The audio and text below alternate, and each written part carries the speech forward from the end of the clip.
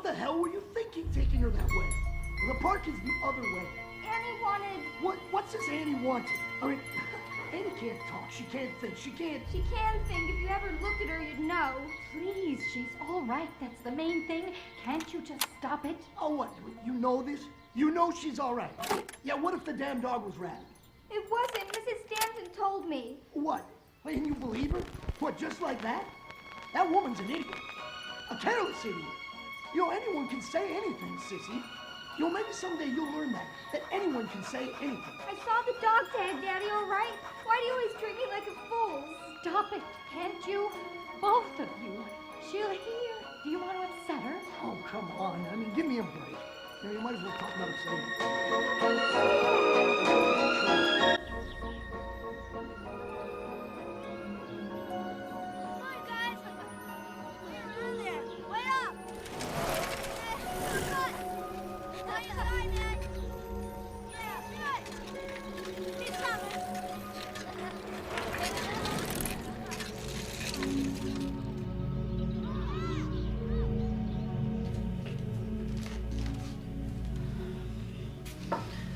I figured you could use something stronger. I knew I could.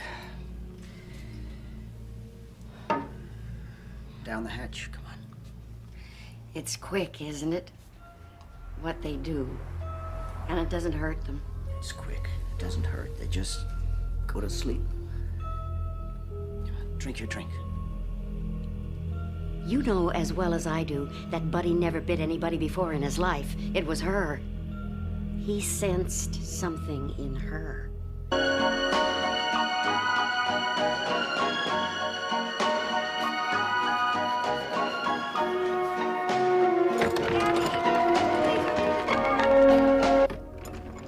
Annie, open this door now.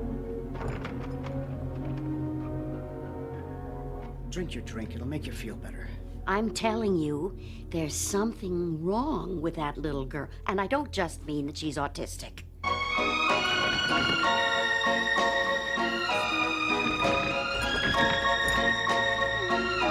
open the door.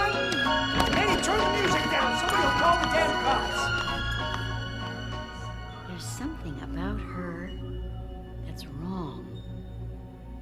And Buddy sensed it.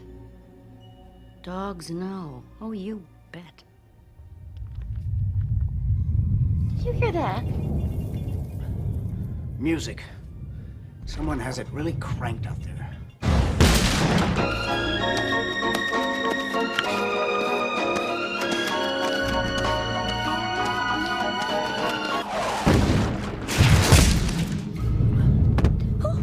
The hell?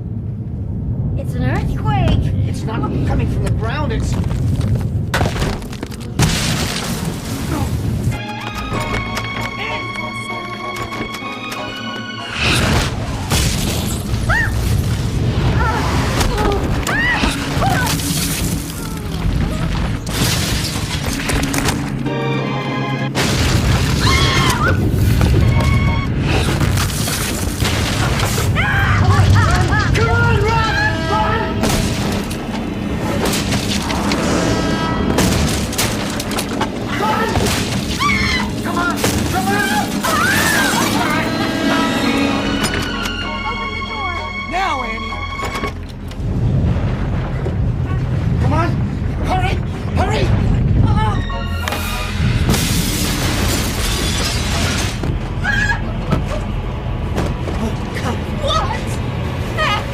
I don't know!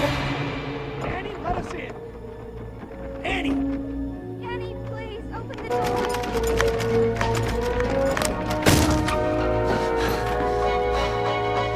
Kill it, sissy. Just what the hell are you doing?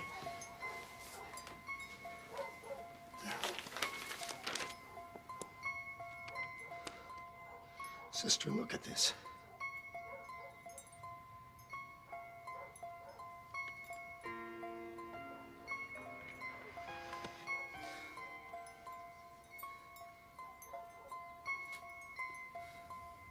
Sister, I got baby. Yes, I know.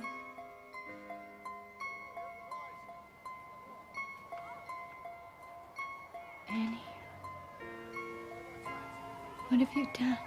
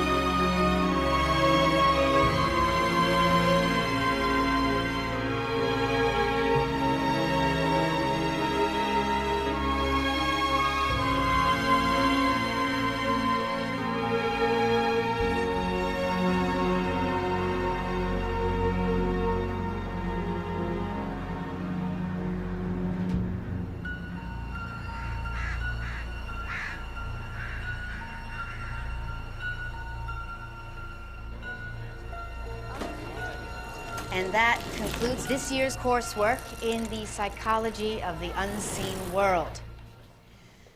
I would like to leave you with 3 thoughts, if I may. The first is that the investigation of psychic phenomena is an honorable pursuit, in spite of the field's tattered reputation. The second is that reality is not always quantifiable. Our inability to count, weigh, sort, or photograph some things does not mean that those things are non-existent. Third, and most important, next week's exam will not be graded on the curve. Seriously, I thank you all for your attention, and to remind you of what someone or other famous once said, the truth is out there. Enjoy your summer. Professor Reardon, question, please. Question? Your question? There are rumors that you're planning a scientific investigation of Rose Red this summer, the Rimbauer mansion, a sort of psychic field trip. Is that true? You are? Kevin Bollinger, class of '03. I don't recognize you, Mr. Bollinger. Is that because the group is so large, or could it be that this is your first visit to our happy family? Actually, I'm a reporter for the campus newspaper. Oh, my sympathies, Mr. Bollinger.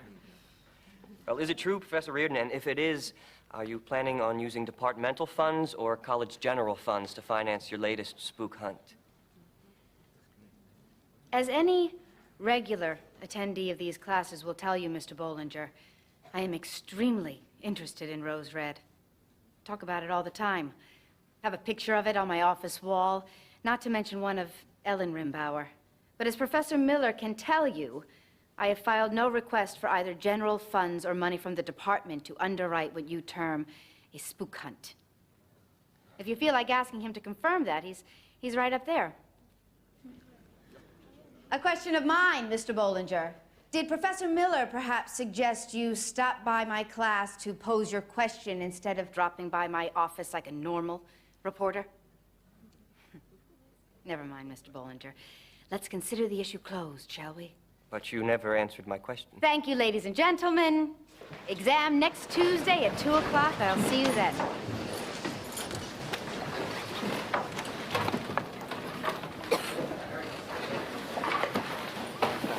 If I embarrassed you, Professor Reardon, I am sorry.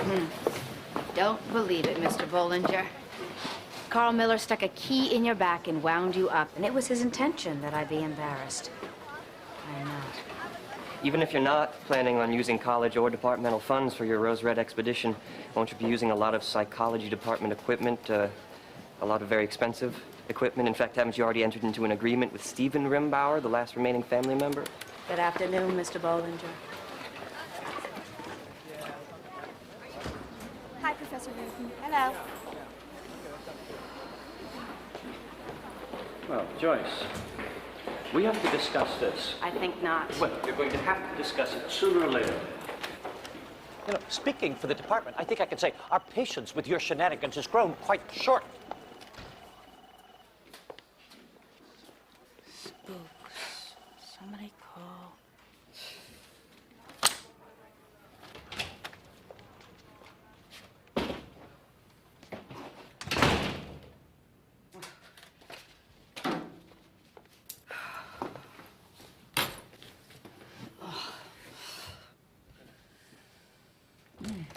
Professor Reardon.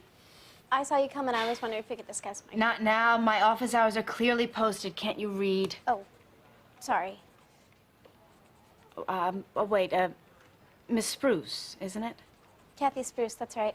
I'm sorry. I didn't mean to bite. Office hours between 2 and 3. Try me then, okay? Yes, Miss Reardon.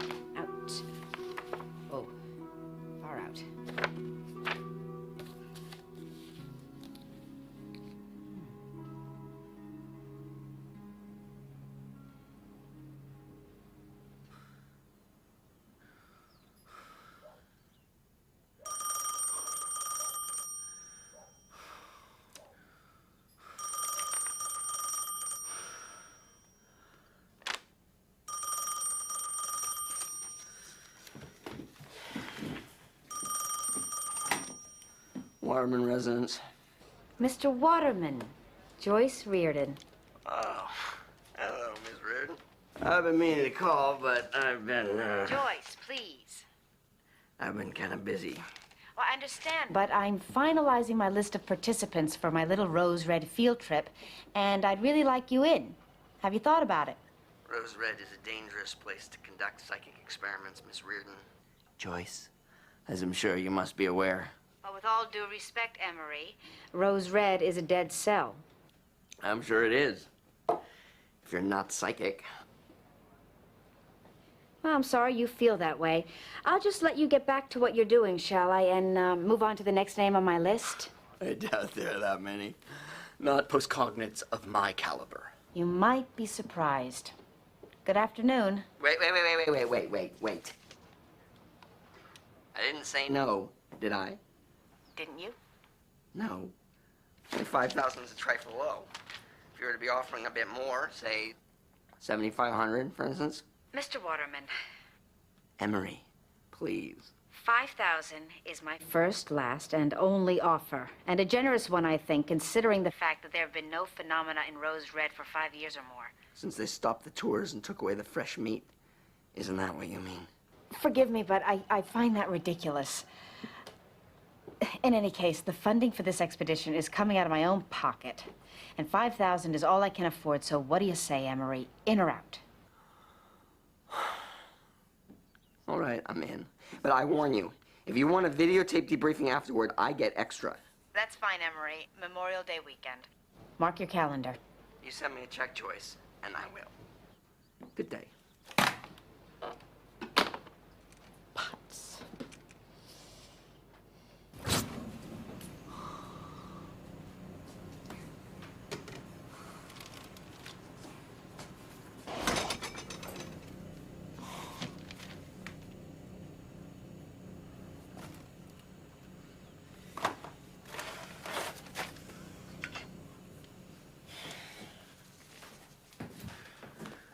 Poisoned.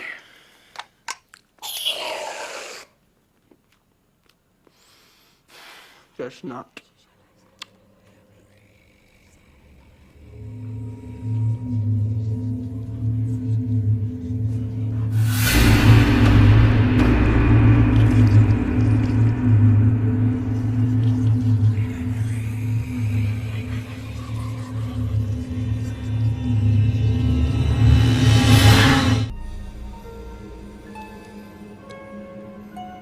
Hey, whoever you are, save the warnings for someone who's not broke, okay? Henry! Henry!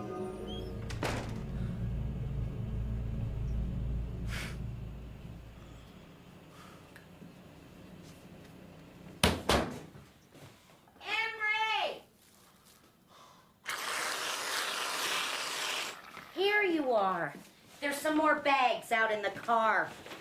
They're going out of business at Griffin's. Everything's 25% off. That's too much cream. You'll make yourself fat.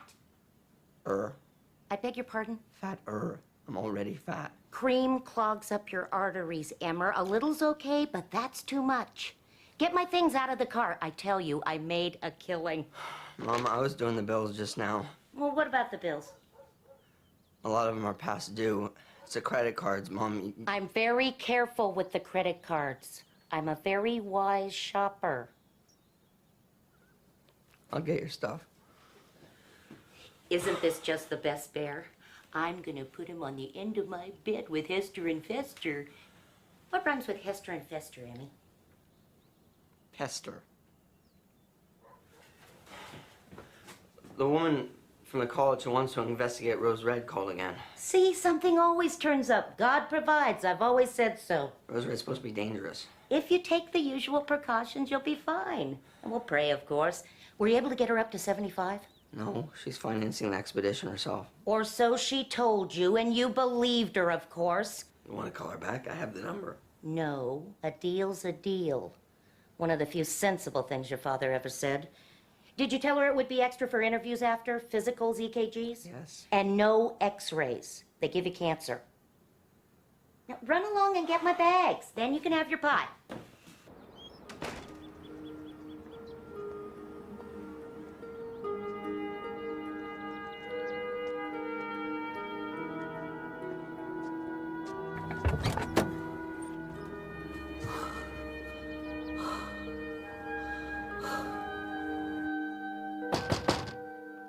Office hours are over. Come back tomorrow.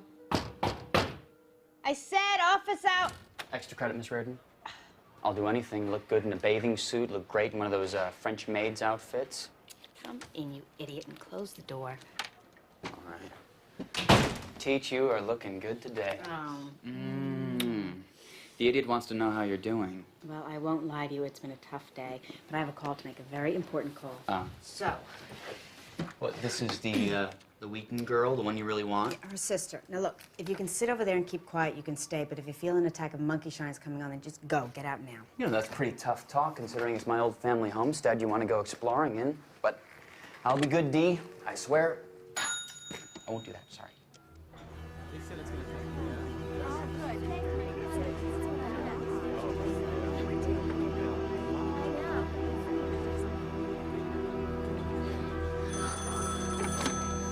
Hello? Miss Reardon? yes. How are you? I'm all right, but do you know how hard it is to keep people away from a phone in this place? Also, I'm on my break, so let's make this fast. I could call you later. No, I don't think so.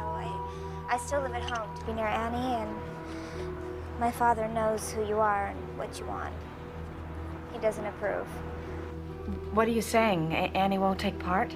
I'm saying that if I bring Annie to Rose Red, the chances are good that I could never go home again. That'd be all right with me, but Annie shouldn't be there without someone who understands her. Mm-hmm. And your parents don't? Well, my mother is scared to death of her, and my father... I think my father hates her. What can I do? There's a school just outside of Tacoma for people like Annie. No, there's no one like Annie, I don't think, but it's a place for autistic teenagers. A good place. I might as well cut right to the chase, Miss Reardon. 5,000 isn't going to be enough. If you can promise 10, I might try to make this happen. 10,000 done. I'll bring the check to you myself this afternoon. Where do you work? No, you need to slow down. I just need to think about this. My time is short, Miss Wheaton. Please, call me sister, why don't you? Everyone does. Mr. Rimbauer has agreed to open Rose Red for my group over the Memorial Day weekend. It's only 9 days away. I need to know if I can count on Annie. In fact, I'm having an orientation meeting this Monday night for the participants here in the Windsor Hall at the university. It would be great if Annie could join us. You understand that if Annie goes to Rose Red, I go too, don't you? That's fine, of course.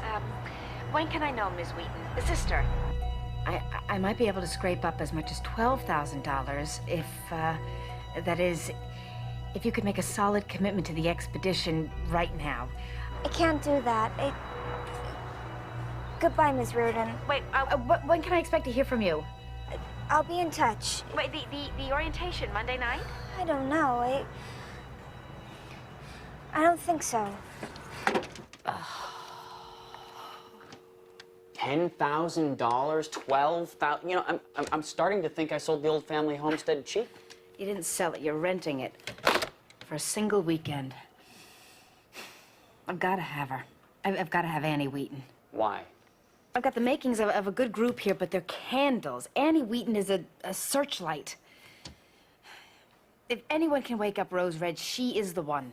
I told you this before, Dee. Waking up Rose Red is not a good idea. I want Annie. I want Annie Wheaton.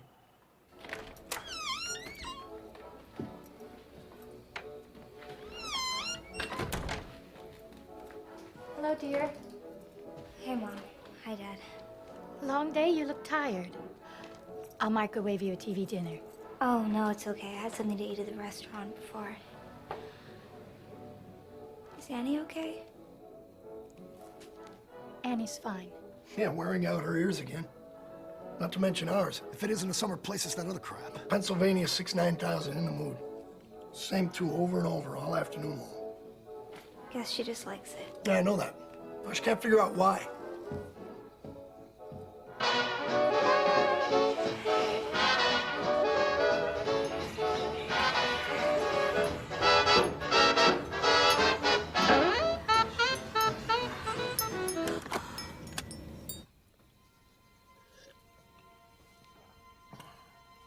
Thank God for small favors, huh?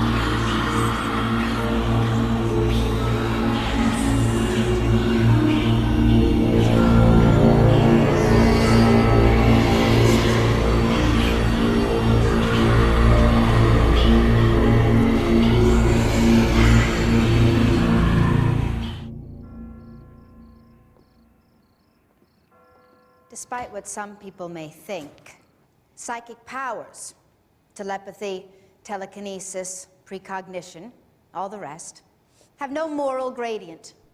They are neither good nor bad. Houses are different. Shirley Jackson was right. Some houses are born bad. Houses like this one. Houses like Rose Red. I knew it was big, but that's enormous. Well, fortunately for us, an enormous dead cell. There have been no overt manifestations in Rose Red since 1995 or so. I believe that some houses have their own inner life, a life which may or may not be conscious. If there was once consciousness in Rose Red, it manifested itself early. The Seattle of 100 years ago was a different world, probably more different than any of us can imagine. Survival was an actual issue, not a TV show. Fortunes were made, often by bandits in tall hats. You could get out of the way or you could get run down. Those were the options. In the year 1906, you were on your own. Rose Red was built by John P. Rimbauer at the top of Spring Street in the center of Seattle as a wedding present to his wife. Rimbauer was founder of Omicron Oil Company until 1950, the biggest oil company in America. 1950 was the year Ellen Rimbauer disappeared. The trouble with Rose Red started even before there was a house. Construction crews worked 24 hours a day, 7 days a week, but that wasn't the problem. The problem was that even before there was a house there, that piece of ground seemed to make people mad. I mean, literally mad. The teamster made no effort to get away. Just dropped the gun on the seat of his wagon and went down the street to a Seattle saloon, which is where the police found him.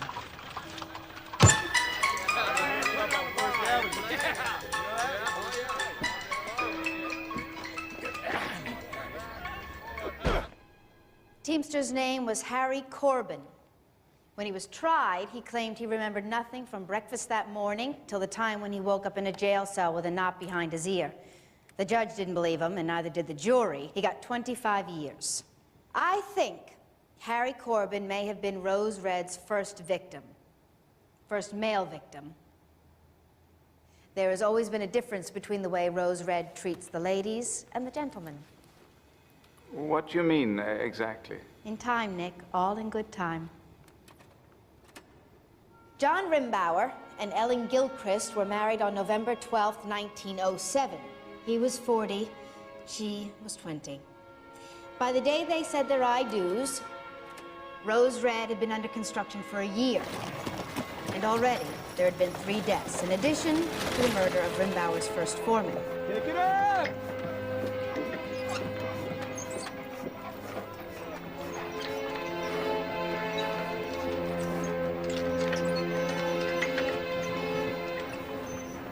One man was decapitated by a sheet of falling glass.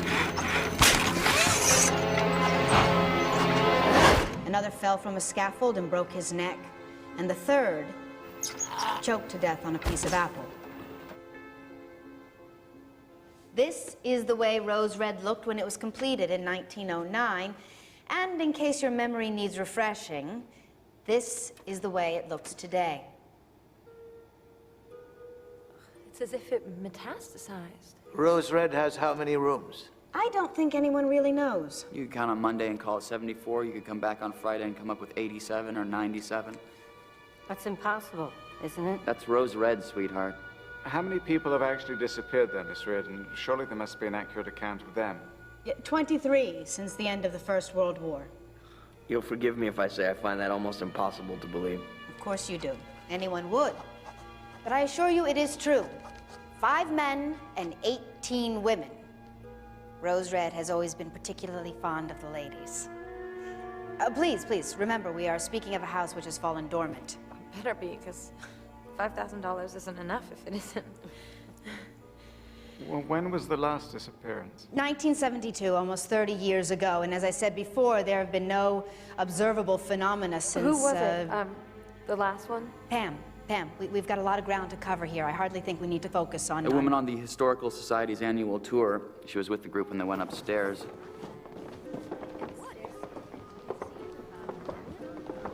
It wasn't until the tour was over they realized she wasn't with them anymore.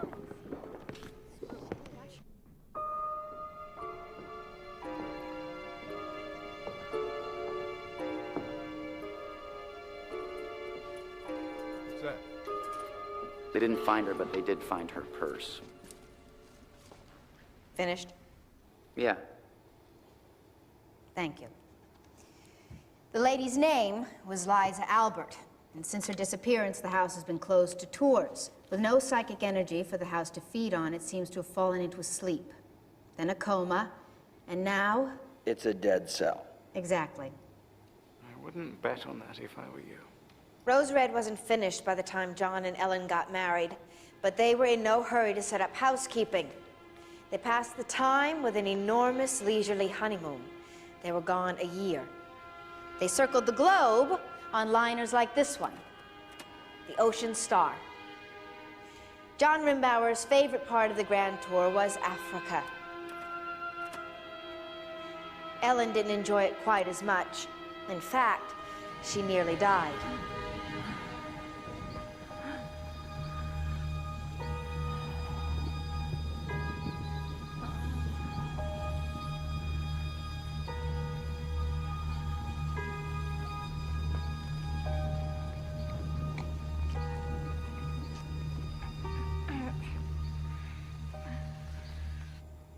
Was it malaria? Probably not. In her diary, she called it an unmentionable disease. carried by men and suffered by women.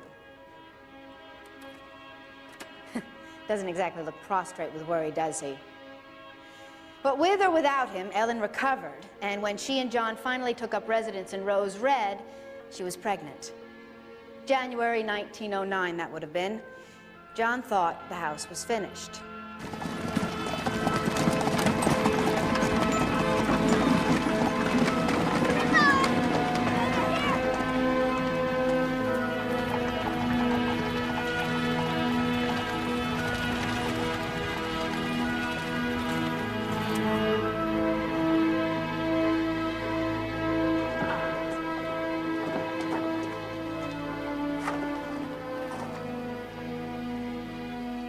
How beautiful you are, Rose Red.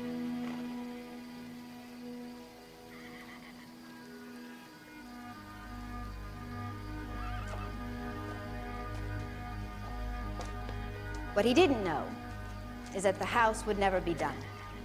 Not in his lifetime, not in hers. What makes Rose Red one of the world's most fascinating psychic artifacts is that the house continued to grow until its death in 1995 or 96. Until 1950, changes and additions were made according to the will of Ellen Rimbauer. And her will, ladies and gentlemen, was iron. After 1950,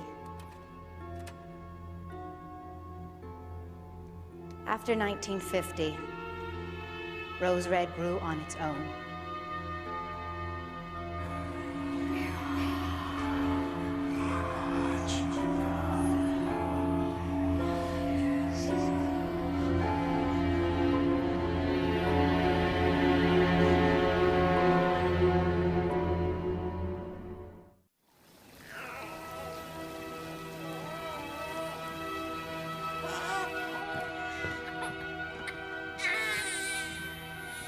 In the fall of 1909, Ellen Rimbauer gave birth to a son. Grampy. Your grandfather, really? Yeah, I'm afraid so. In her diary, she wrote, "I have called him Adam, for he is the first." Zucchina, the woman who came back from Africa with her, saw her through the labor, which was difficult. In her diary, Ellen never refers to Zucchina as her servant. First, she calls her my friend, and later, my sister. When Ellen gave birth to a daughter with a withered arm, she blamed her African sickness and her husband's sexual appetites. Although she wrote, "In my mind they are one," to which she added, "Damn all men." John and Ellen's daughter was born in April of 1911, and April was what they called her. In the years following the birth of Ellen's daughter, Ellen became convinced that her fever, which recurred periodically, would kill her young. That made her easy game for Madame Stravinsky, as she called herself. And if you have anything to say to us, you may use my body to speak. Give us a sign. Show us a sign. Not even Zucchina could convince her that the old lady was a fraud. Beloved spirits, we invite you to commune with us. Show us a sign. Fraud or not, Madame Stravinsky, Give us known a to sign. police in San Francisco and Los Angeles as Cora Fry, changed Ellen Rimbauer's life one night in August of 1914.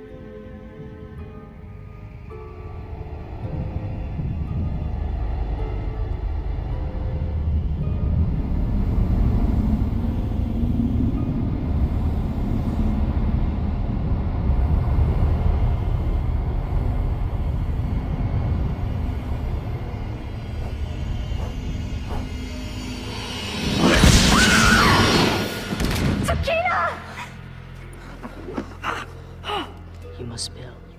What did she tell her? She said Great Gram wouldn't die until the house was finished. Great Gram told her it was finished, and Madame S told her it isn't finished Until you say it's finished. Until you say.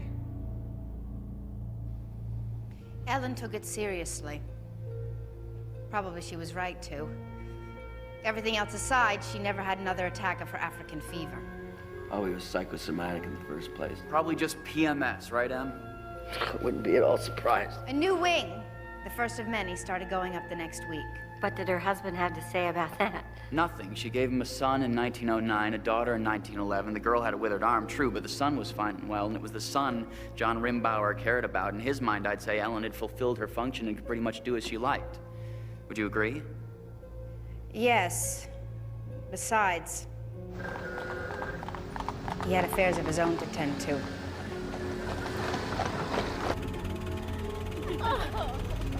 Ellen continued to make additions to the house until her disappearance in 1950. Over 40 years of well-financed eccentricity. When she ran out of conventional things to build, she hired a series of contractors and architects to build unconventional stuff. Such as? The so-called Tower Folly was completed in 1921. John Rimbauer jumped to his death from it 2 years later. Was it suicide? Or did he run into something he couldn't deal with? The certificate said accidental death. The gossip said suicide or ghosts. In any case, during its active years, and they were very active, women in Rose Red had a tendency to turn up missing, and men had a tendency to turn up dead. The bad days are over. Oh, yes, yes, indeed. Are you sure? Positive. Then what exactly do you want from us, Miss Redden?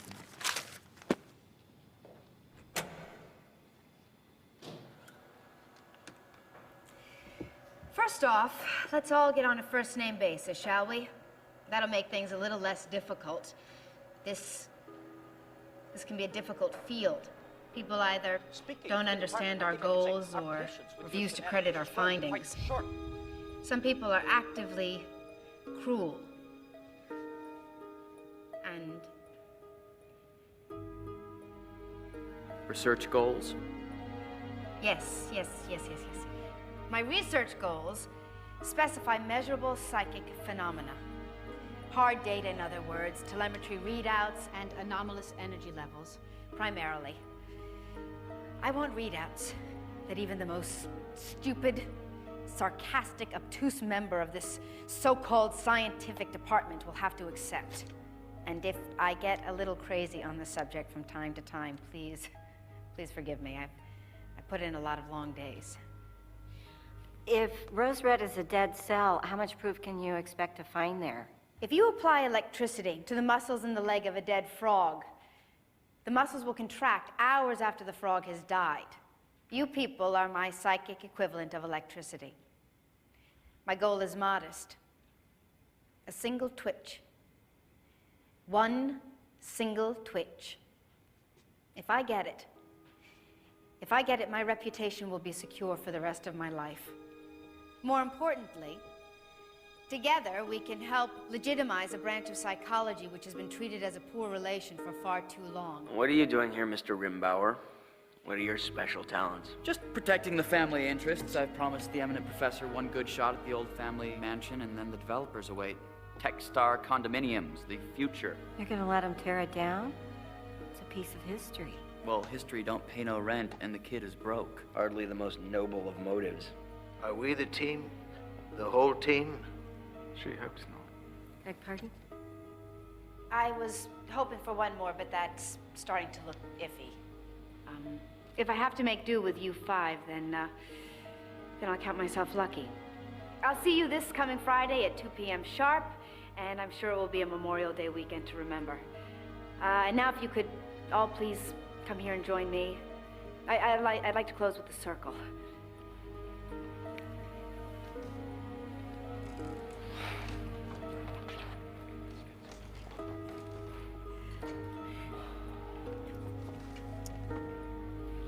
Sort of thing went out with high-button shoes. Joyce, is there anything particular you'd like us to focus on? Oh, I guess just goodwill, good thoughts, each other. That's lovely. Say cheese. Rick, are you okay? I'm just gonna go make some room.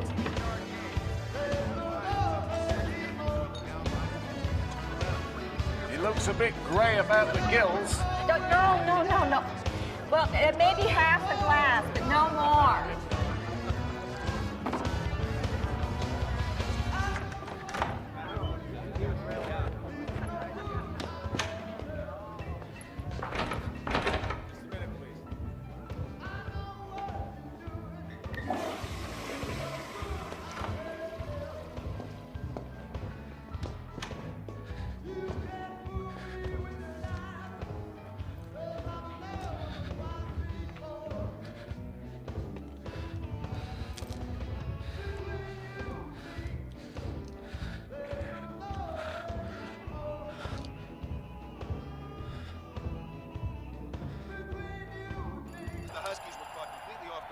Side blitz. See here, the linebacker Crowley starts to drop back into the flat and then rushes the quarterback. Nobody on the left side sees it coming. They were too busy double teaming the Yellow. Yes, hello. I'd like to speak with Rachel, please. Is she there? Who is this? I'd like to speak with Rachel, please. I know who this is. It's a crazy lady from the college, isn't it? How you doing, crazy lady? Daddy, is that call for me? Mr. Wheaton, my business is with your older daughter. I'd be grateful if you'd... No, see, I think you got it wrong. You have no business here. Not with Sissy, not with Andy, not with any of us. Second series here in the third quarter for the Washington Huskies. Don't you ever call here again, you got that?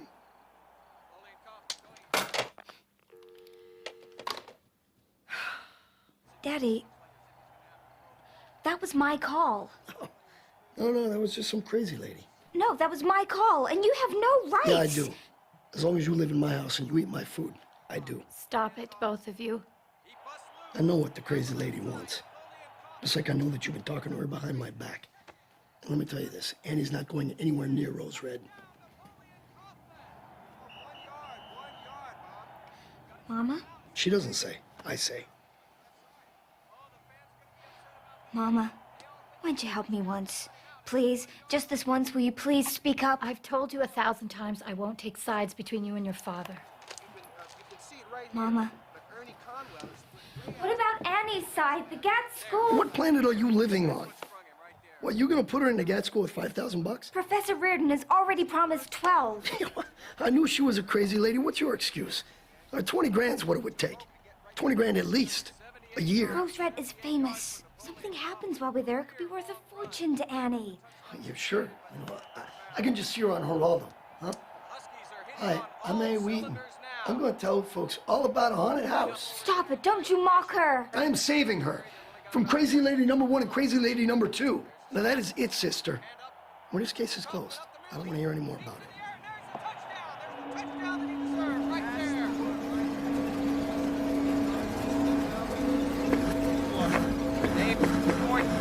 I'm calling her. We're going. No, we're not. Ready? 3. Out. Stop it, Annie! Stop it! Make her stop! What do you think, Dad? What do you think Annie wants?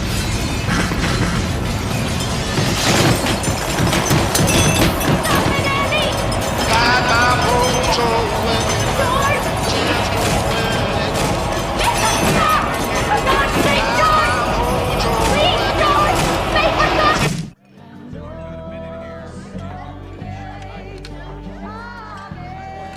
We thought you were lost. No, just misplaced. May I propose a toast? Sure. To Rose Red. Rose Red.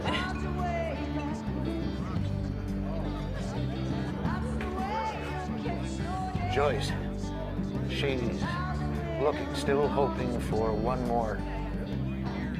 6. 6 is the number. A girl, a teenager, and I think our dear professor will be in luck. Is that something you see?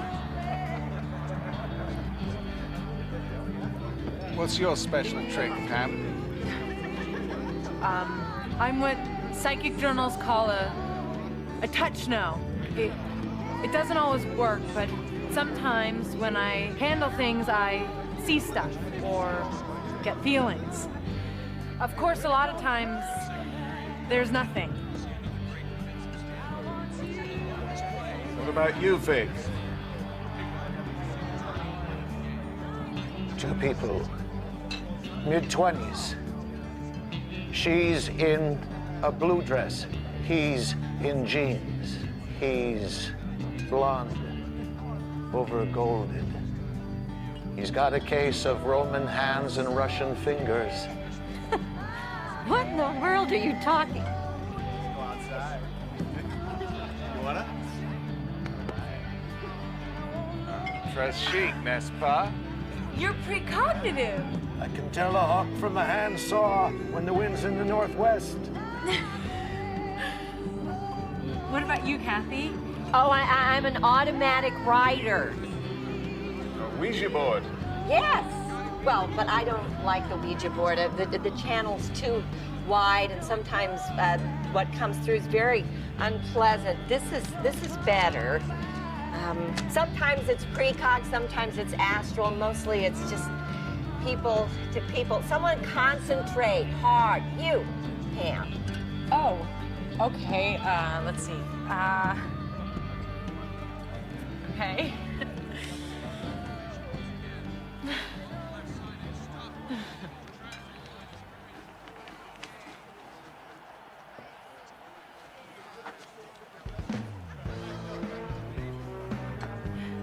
I guess it's not going to work.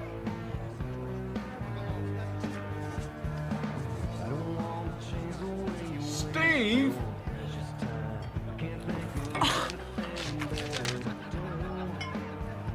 What about you, Steve? Nick?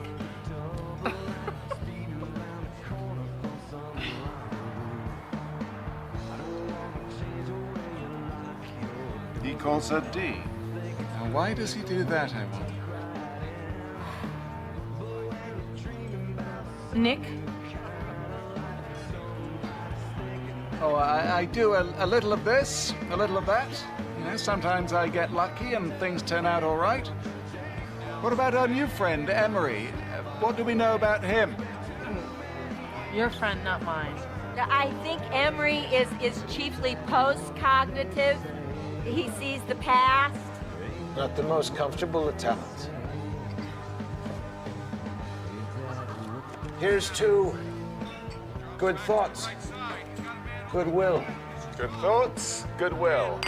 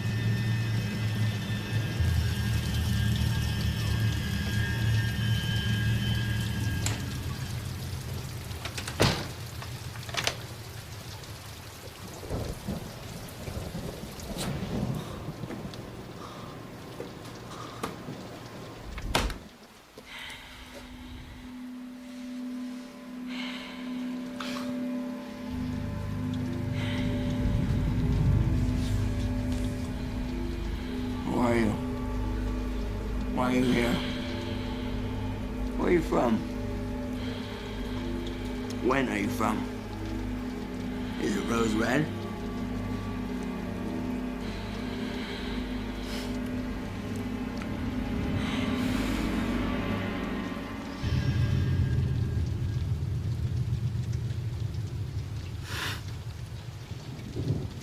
Read my lips.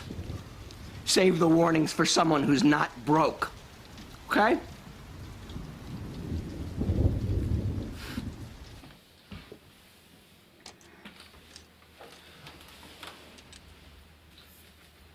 I remember that day. She was happy, wasn't she?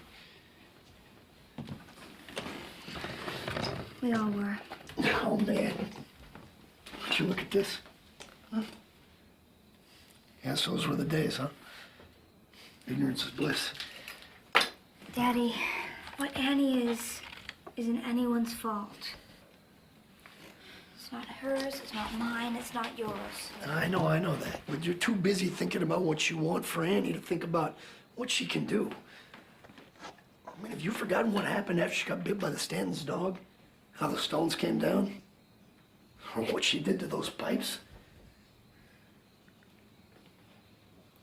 After what she did tonight, how can you have any doubts about what she wants? Sweetheart, taking Annie into a genuinely haunted house? I mean, that's like using a cigarette lighter to see how full your gas tank is. It's a chance. This is what you don't understand. It's a chance for her to get out. Yeah, and for you to get out from under.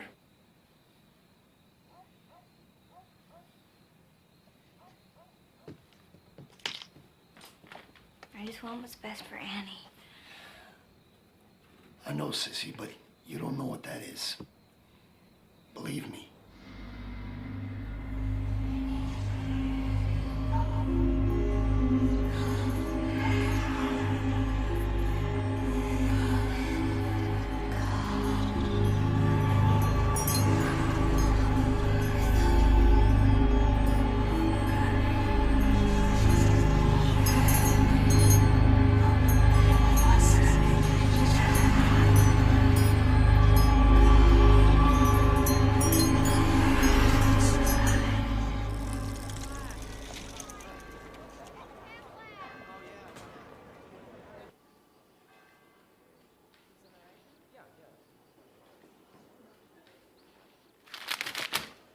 Shame you can't do the same to the other 40,000 or so, hmm?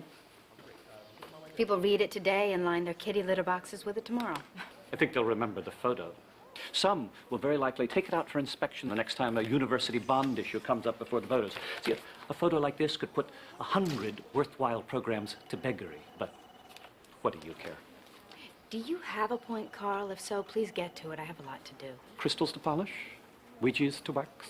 Did you put that kid Bollinger up to this? You did, didn't you? You told him where to go and when to point his camera. Your paranoia's showing. Ah! Oh, it's a nasty little cut. Well, listen, I'm afraid I have a bit of bad news for you, old girl. I'm not old, not yet, anyway. And I am certainly not your girl. What are you talking about? The executive committee's been in session regarding tenure. What? Why? No one in the department's up for tenure. The only thing they could...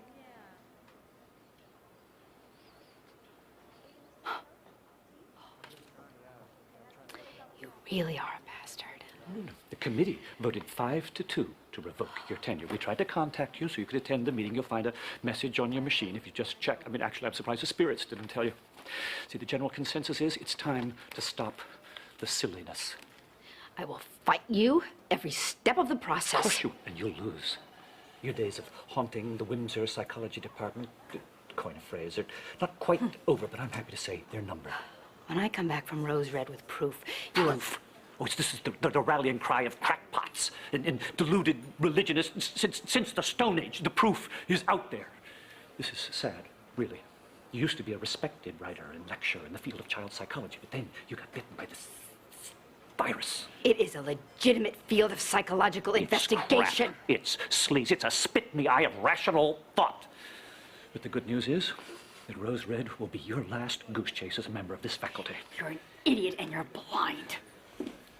What have you found? Proof? Let's just suppose. Proof, photographs, audio recordings of the clanking chains, telemetry of some sort. What difference would it make? What good would it do if you even considered such thoughts?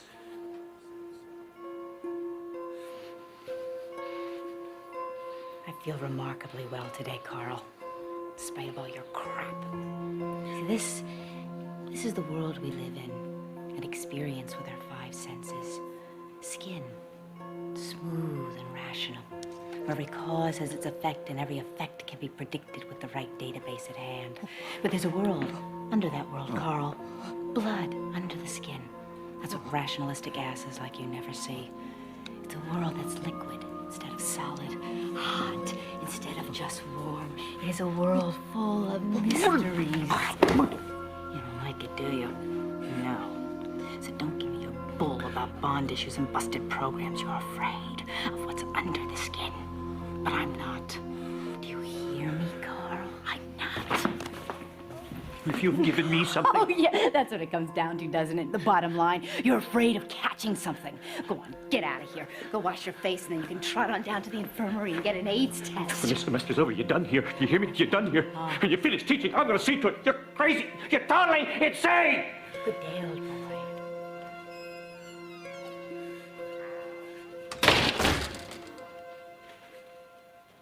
What are you looking at? Nothing. Go look at it somewhere else. We did it, didn't we?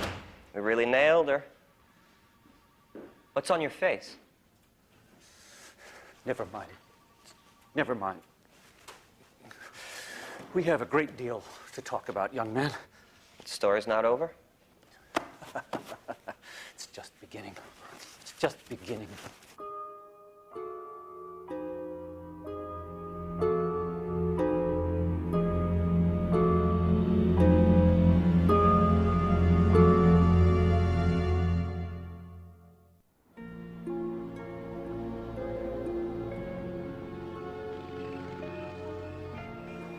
From the Department of Questions Better Not Answered, if a tree falls in the forest and no one hears it, does it make any noise? Who cuts the barber's hair? Who leaves money under the tooth fairy's pillow? How come no one realizes Clark Kent is just Superman wearing glasses? If I didn't own Rose Red, would I be in bed with you right now? Hello? How was your day, dear? Give it back. How was your day? Or would you prefer I just rolled over and made myself small? Well, they revoked my tenure.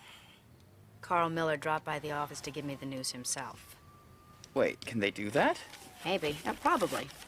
Bollinger's article in the paper made us look like the stupid family, with me as the head stupid. Want to turn off your light? Well, you know, you're pretty damn calm about it. I heard from Sister. She accepted the $12,000 I offered. When I come back from Rose Red with hard data, there'll be 4 dozen universities willing to hire me. First, though, I'm going to write a book, and it is going to sell 8 gazillion copies. You know, I once heard you say that the only certainty when dealing with the paranormal is that nothing is certain. What if you spend 3 days in Rose Red and nothing happens? But it will. Annie Wheaton is my guarantee. She's, let's just say she's one of a kind. You know, Rose Red is not a true dead cell. Annie's gonna wake it up, Steve. And if you would just let the house stand for another 6 months, the research possibilities... No, it's coming down in July, and I can't wait. I cannot wait. How can you hate it so much? It eats my relatives. Or... I'm sorry. Did you miss that in your research? It's just that it means a lot to me. Yeah, too much, maybe. Yeah. You're gonna need some downtime when this is over, some serious R&R.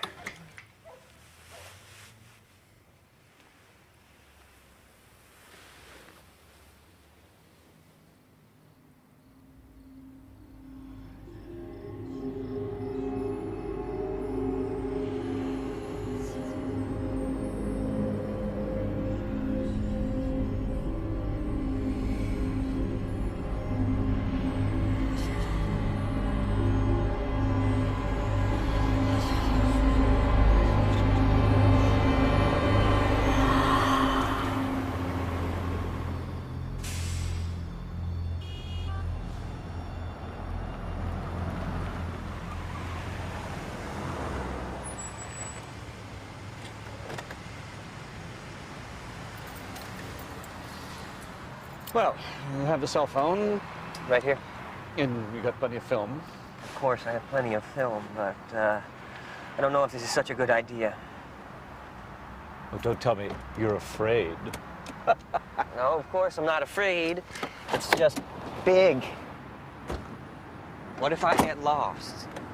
Oh, Kevin, you know, you're about to step out in the real world. Just a couple of weeks. That's where you're apt to get lost. But you nail this story. You can write your own ticket. See, I thought that's what you wanted. Why don't you come in there with me? Well, I do have a few things to do, like running my department, overseeing finals. You just call me when you get the pictures, and either I or my wife will come get you. She can't stand that Reardon bitch either. If they catch me in there, they're gonna tear me apart. You know that, don't you? There's no reason why they should. If you're just reasonably careful. I guess. Don't forget this. Well, just try and get a good picture of them being psychic. Professor Miller, I don't think this is such a good idea. Boy, step upper! Professor Miller! You're a step away from stardom, dear boy. Just get the pictures!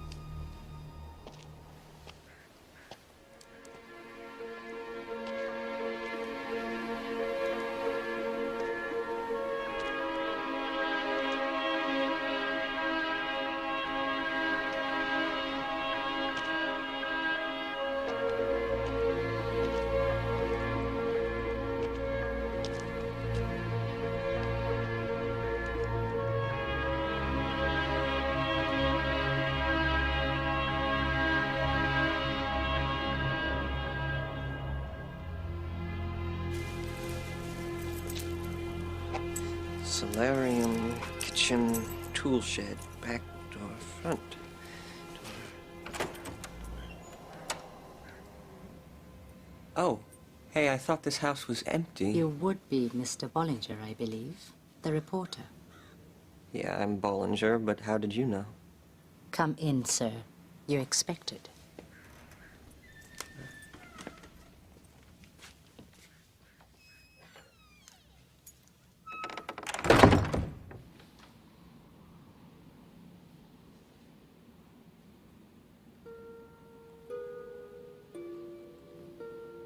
Ma'am? Where are you? This way, sir.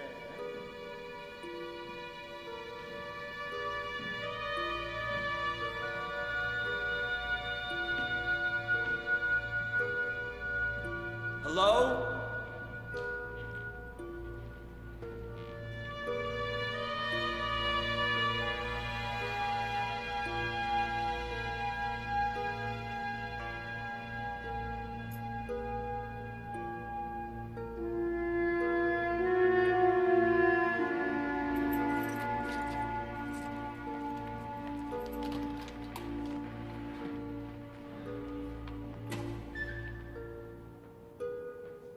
Hello?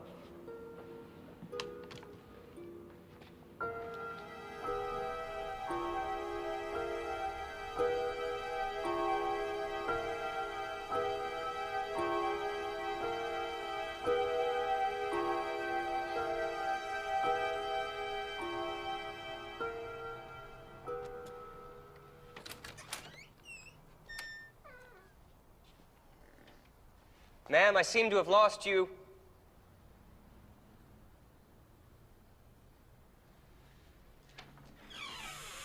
Ma'am?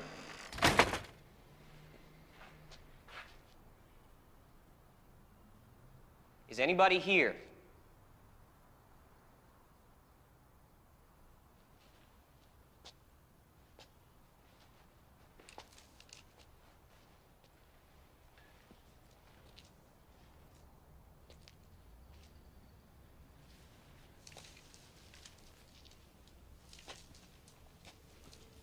Ma'am?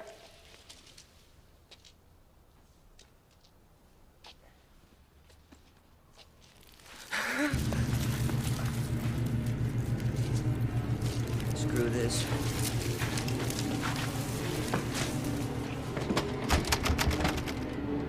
Okay, very funny, but I want to leave, all right? Let me out!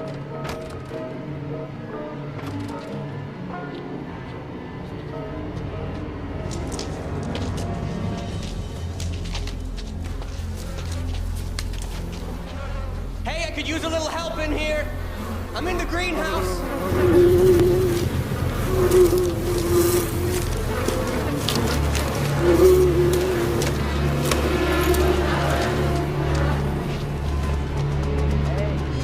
Let me out! Let me out of here! Let me out!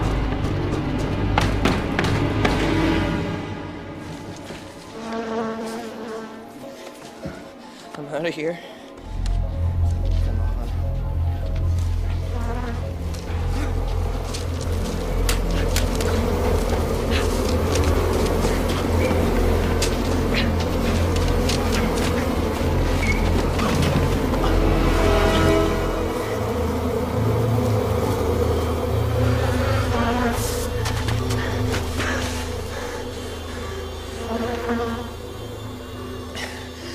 Get a grip, Bollinger.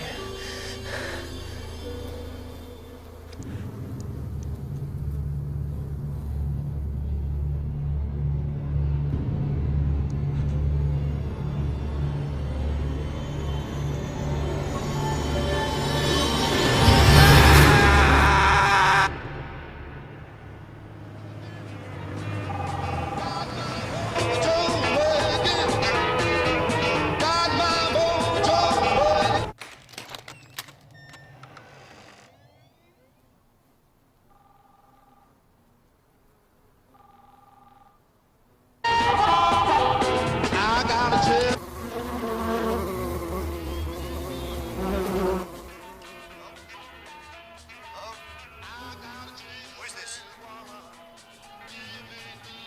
Bollinger? Bollinger, is that you? Hello?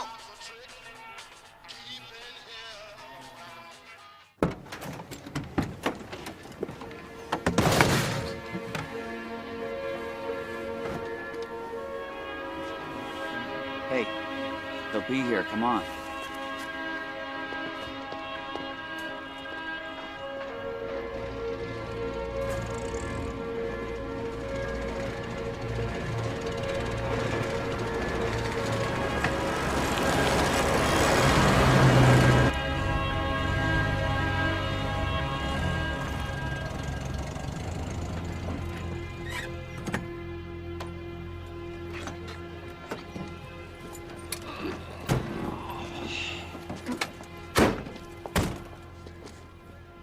Wait!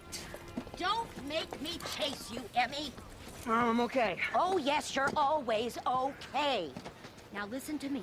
If anything happens that you can't handle, anything beyond a few telesmic manifestations, call me and I'll come and get you. I will, Mom. I have to go. You call me anyway, so I know you're all right. I will. I always do. I have to go. They're waiting. Well, let them wait. They won't do much without you, huh? Now turn around. Mom. Turn around. And stay away from that blonde girl. She looks like a tramp. Now give Mommy a kiss. Mwah!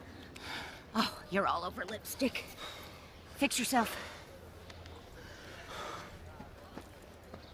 Well, friends, I see new frontiers in abnormal psychology stretching out before us.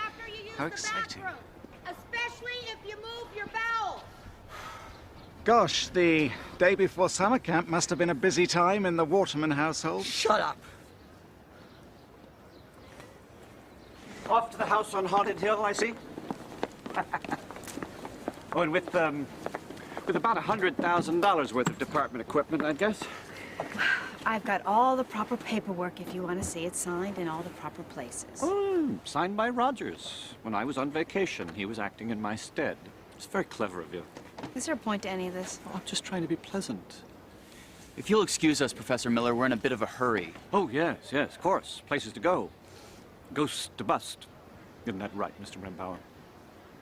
Yeah, more or less. Yes. Well, do try and keep the equipment in one piece. Good luck. The spirits have done it all in one night. That's what Scrooge says when he wakes up a changed man. That's what Miller made me think of. Scrooge on Christmas morning. I don't trust him. Hello, are you the group? The Rose Red group? Yes, I'm Pam Asbury. This is Kathy Kramer. Hi. Victor Kandinsky. Vic, just Vic. Nick Hardaway. And Emery Waterman. And you must be... Oh, I'm Sissy Wheaton, and this is Annie. I was sure we were gonna miss you guys. The traffic was just horrible. And... We're very glad you didn't. Sister, or do you prefer Rachel? Oh, either is fine.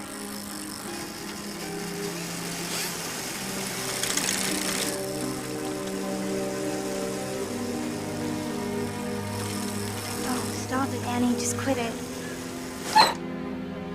God, she's retarded. If you keep your psychological evaluation of Miss Wheaton to yourself, then we won't ask you any embarrassing questions about your relationship with your mother. Chin chin.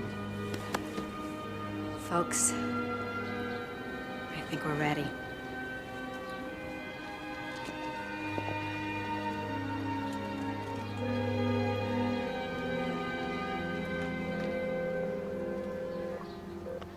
You've reached the cell phone of Carl Miller. Please leave a message after the tone. Bollinger, where are you? I told you to keep that phone with you at all times. Right, in any case, they've left the campus. They should be there in 40 minutes, give or take. So be ready and call me back.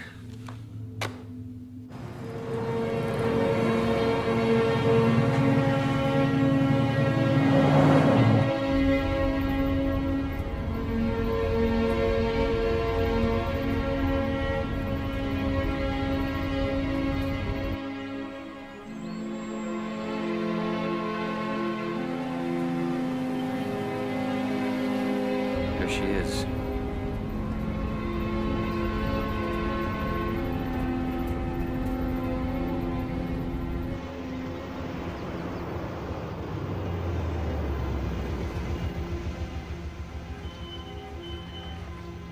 It seems to be looking at us.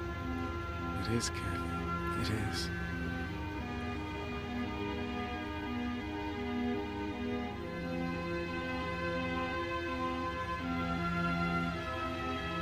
Steve.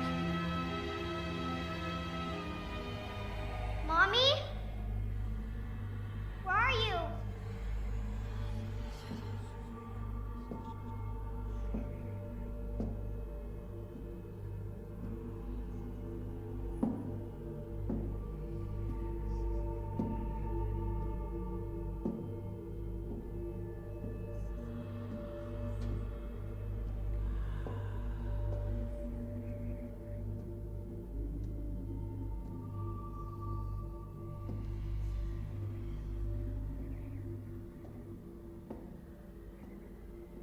Mommy? I'm scared. Where are you, Mommy?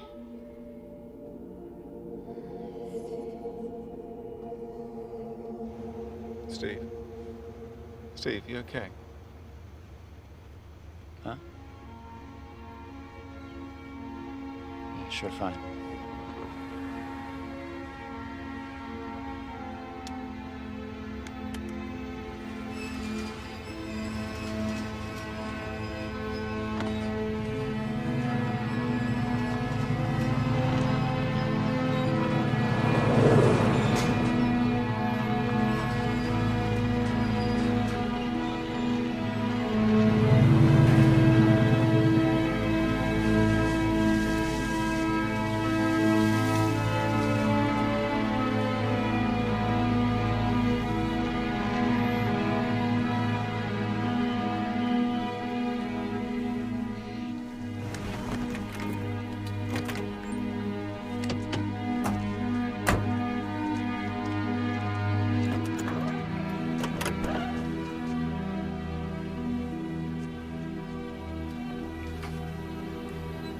secret. I've never done anything like this before, and I'm pretty much scared to death. Be not afraid. Only believe. Actually, we're lucky most of the electronic stuff was delivered and installed earlier this week. What are these? House plans, probably about as useful as a 14th century map of Africa. And here, of course, we have a coil of rope. How you doing, sweetie? You okay? Mommy, I'm scared.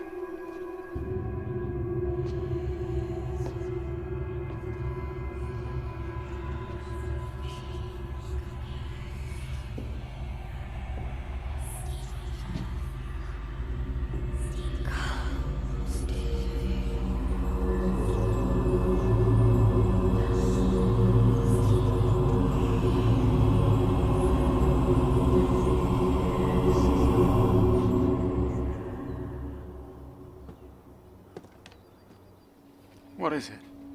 What can you hear? Steve, It knows we're here.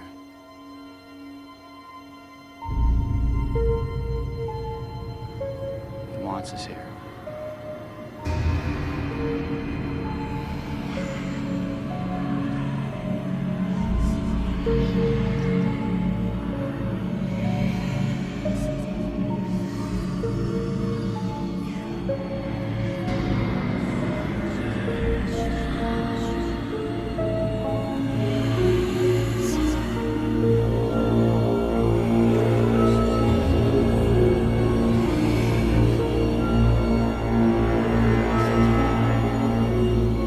God help us, it wants us here.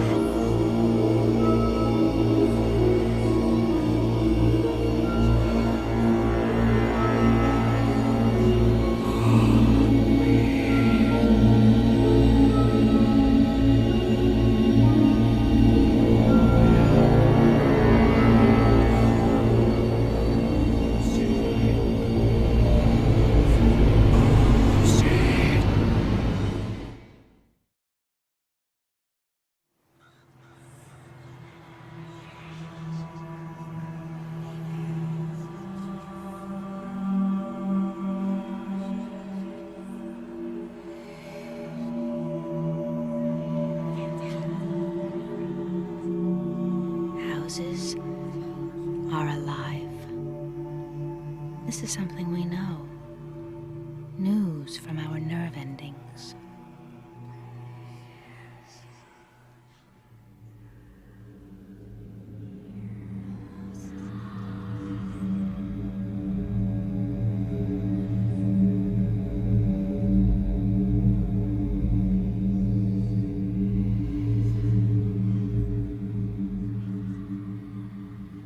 If we're quiet, if we listen, we can hear houses breathe. Sometimes in the depth of the night, we hear them groan. It's as if they're having bad dreams.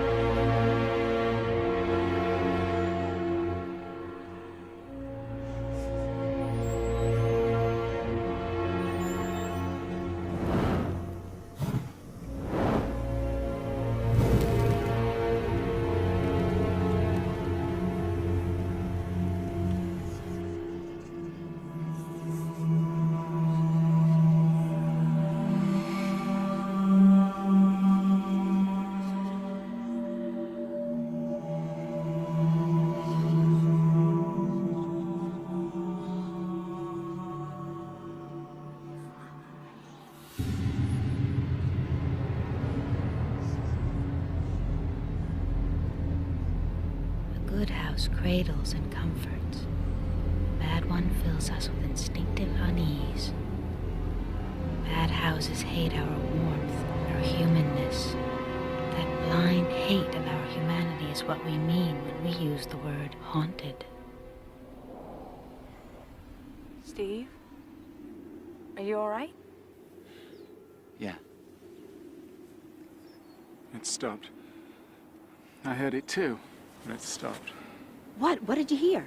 There were words. It wasn't clear. Did any of you... I might have heard something. Or it might have just been my imagination. Steve, what was it? How would I know? I don't have a psychic bone in my body, as you well know. You tested me yourself, so there's no real... What? What are you looking at? Nothing.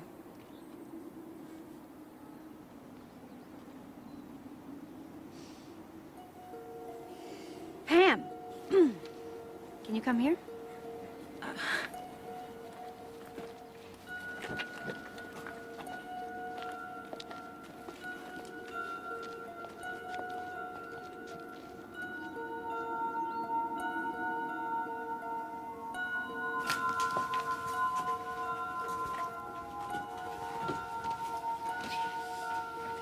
Well, we might as well get started.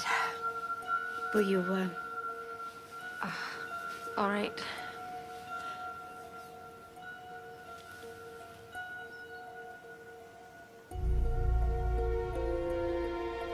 Emma's old boy, why don't you come and give us a hand? It seems to be the butler's day off.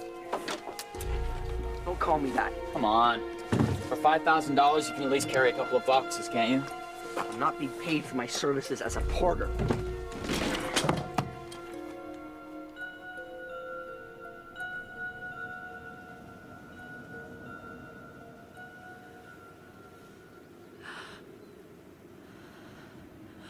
Pam, you all right? Hey, I thought this house was empty. You would be Mr. Bollinger, I believe. The reporter. Pam? Yeah, I'm Bollinger, but how did you know? Come in, sir. You were expected. This way. Come in, sir. You were expected. This way.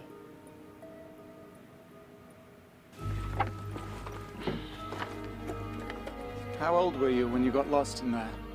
8? 9? What are you talking about? The room with colored light. The smell of sawdust. What happened? What did you see? What frightened you? I don't know what you're talking about.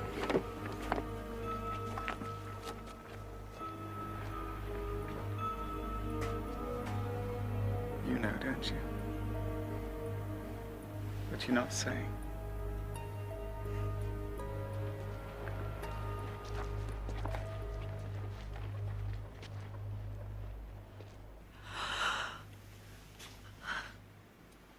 What is it? It's cold, just cold metal, that's all. Well, but you spoke. There was something there, but it's gone. I didn't like the way it felt.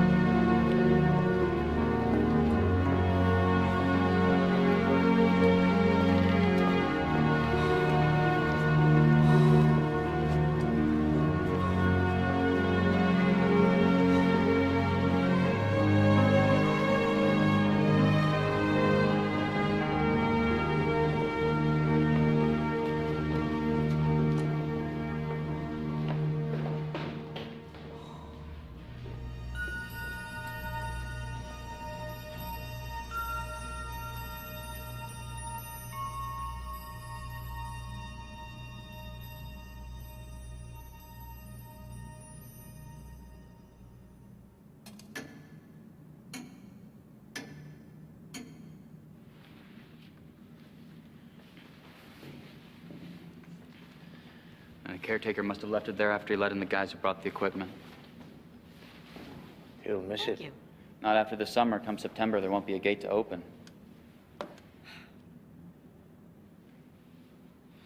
There's a flashlight for each of you. I suggest you keep it on or near you at all times. Yeah, the power's fine most of the time. And if it goes out, I don't suppose looking for the fuse box does much good. Nope. Neither does calling Puget Sound Energy. What about your equipment? Well, if the power goes, everything in mine switches over to batteries.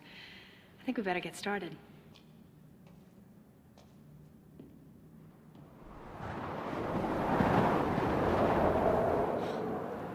Where's Annie?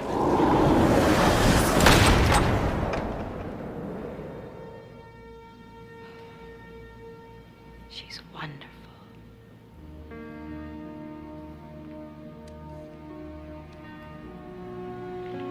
Friday afternoon, 3:17 p.m. We've just experienced our first paranormal phenomenon. A phantom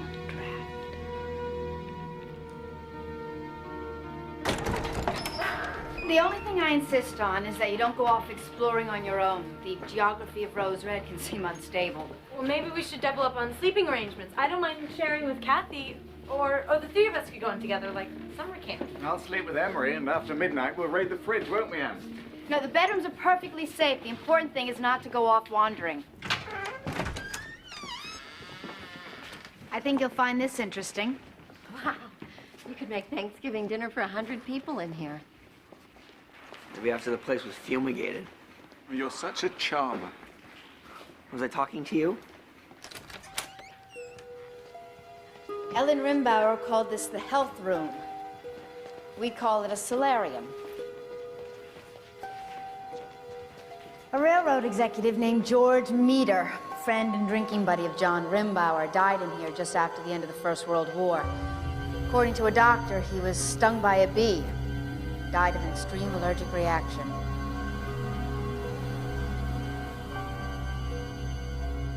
As I told you, in Rose Red's heyday, men didn't fare well here. That's not very reassuring, Joyce. I'm sure you have nothing to worry about. Just remember to use the buddy system when you're moving through the house. Now. Whoa, whoa, whoa. What? What's this? Did the caretaker leave that too? I doubt it. Well, then who? Well, press redial and see who answers.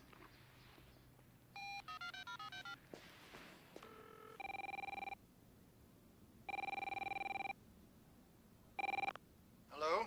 You've reached Professor Carl Miller of the Psychology Department. I'm not able to answer the phone at the present time. Leave a message at the beep if you like. But remember your Shakespeare. Who is it? Brevity is the soul of wit.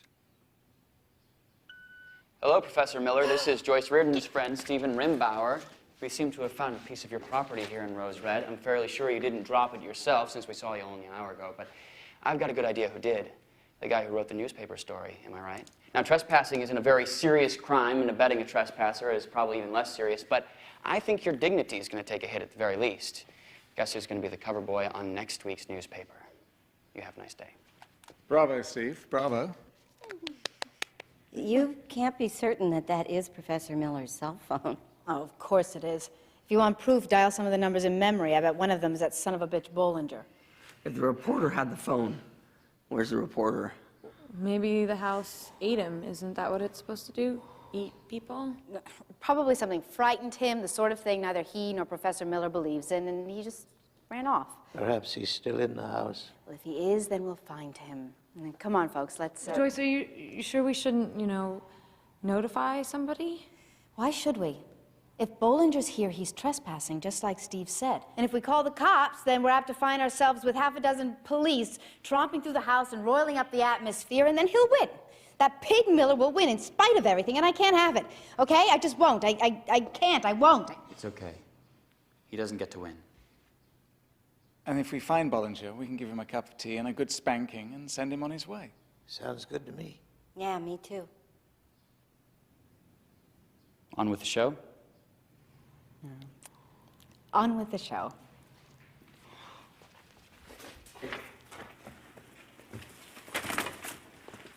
It's a pity no one kept up those vines. Yeah, well, there hasn't been a full-time groundskeeper at Rose Red since Omicron Oil fell off the big board a quarter century ago. I believe we're lingering in the kitchen because Joyce wants to tell you about my great-aunt April. Well, go on, Joyce. Are you sure? Sure, I'm sure. I mean, that's what we're here for, right? Besides, it was all before my time. Go on. Well, April was 6 years old when she disappeared. Her brother Adam was away at boarding school. Boarding school at 8? Ah, it was Rimbauer's idea. Oh, Ellen ranted and raved. But John, at least this time, put his foot down and kept it down. He didn't trust Rose Red even then. This was the last place April was ever seen. Sukina stepped into the pantry over there for what she swore was for no more than 30 seconds. When she came out, April? April, honey, where are you? April?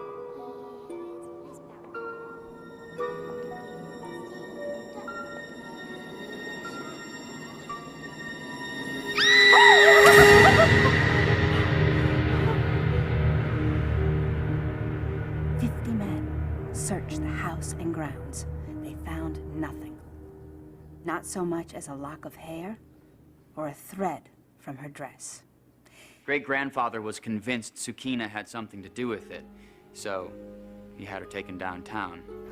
Ellen objected in the strongest possible terms, but John respectfully declined to listen. Ellen, stop it! Please, John! Sukina! Sukina was taken to the sort of small basement room you can probably imagine and questioned for 50 hours. No sleep, no food, no bathroom breaks, no mercy. She was gone. I don't know.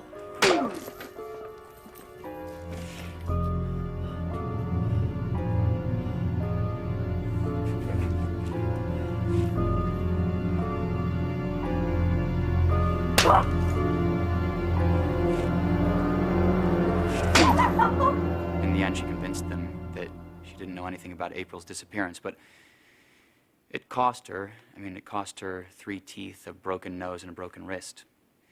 Eventually, Ellen's maid was allowed to return home again. I mean, the only home she had left, anyway. So when do we get to go upstairs? I heard that's where the really weird stuff is. Mm-hmm. No time like the present. Come on, everybody.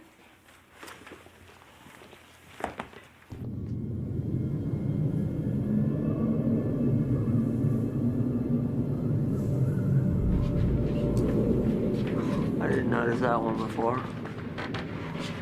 Neither did I. For the rest of the weekend, could you please try to remember who's running this expedition? Sure. Nick, could you come here, please? If you could tie the end of your rope to that pole there, it'll help us find our way back. Well, couldn't we just go back and get the plans? In this house, the plans don't always mean a lot. It's only a safety measure, honestly. So follow me and prepare to be amazed.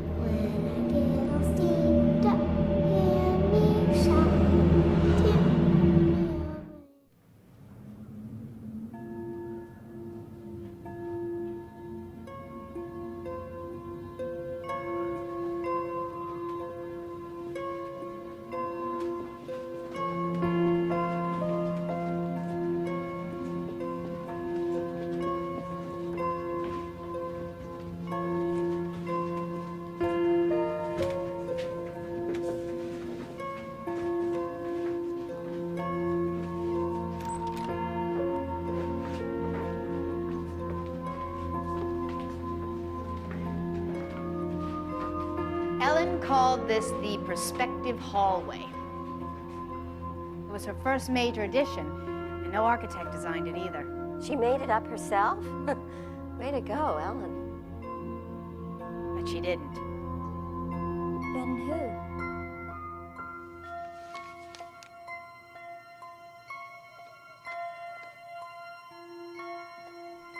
Sukina. Her maid? Her companion. It's so wild, like something in a funhouse. Oh, it's making my stomach turn. I guess they're pieces built in perspective. Camouflaging the real doors was Great Gram's idea. She didn't want them to spoil the illusion. Bollinger! Hey, Bollinger, are you in there?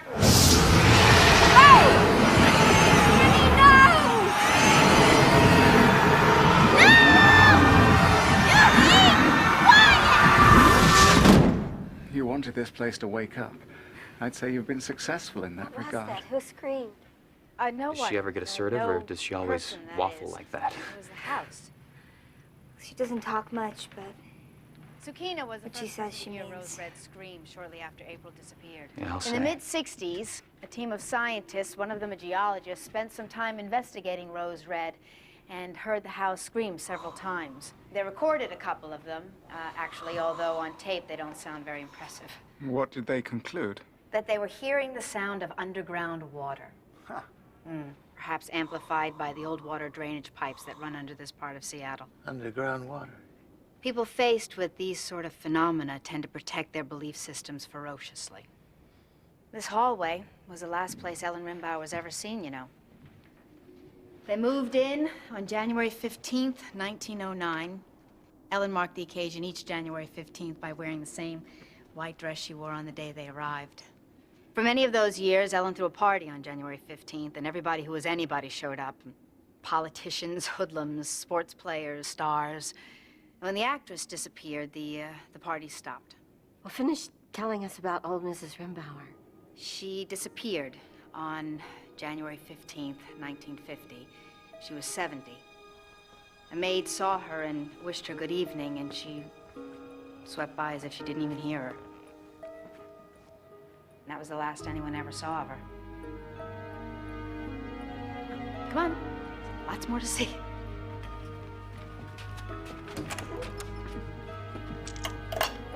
This is the gymnasium. You'll notice that although the exercise equipment is out of date,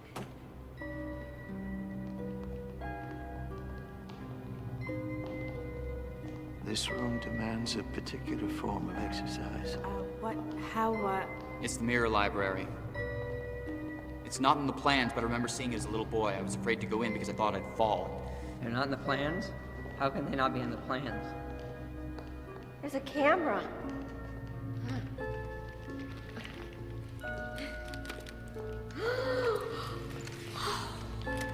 Not good. Not good at all. The property of Kevin Bollinger. Mr. Bollinger! Mr. Bollinger, are you here? what's wrong? I told you this might happen. The lights will come back on. In the meantime, use your flashlights. I think we should go back downstairs.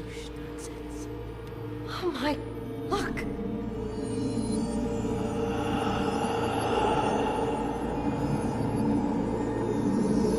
Steve, roll tape, roll tape.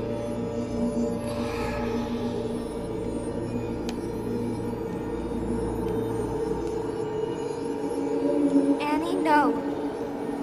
Annie, don't touch it.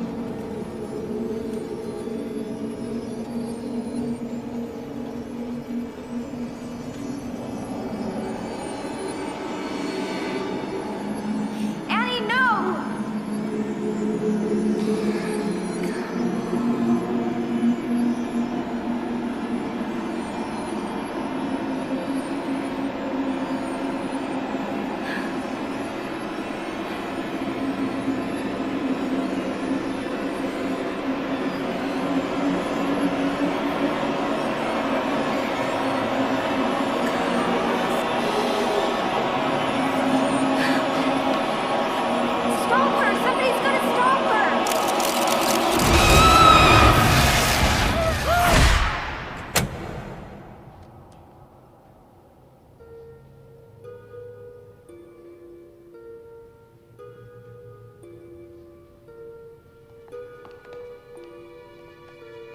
you okay? How did you know to do that? I don't know. I just did it. Here, take it. I don't want it. Here, give it to me.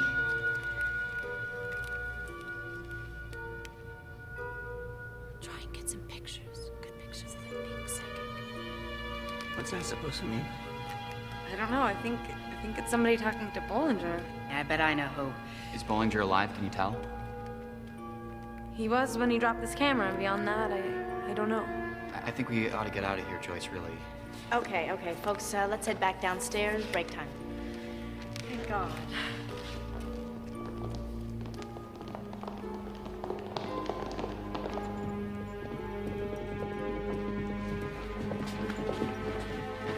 Wait. It's not the same. The hallway. No, nonsense. No, he's right. We should be going back the way we came, but we're not. Well, what in heaven's name is that? Steve, what's going on? The building started again. You wanted to wake the place up. Now you got what you wanted. But whose building? And what? I don't know. You're lying. No, I'm not lying. Is it too hard to remember? Or too frightening to remember?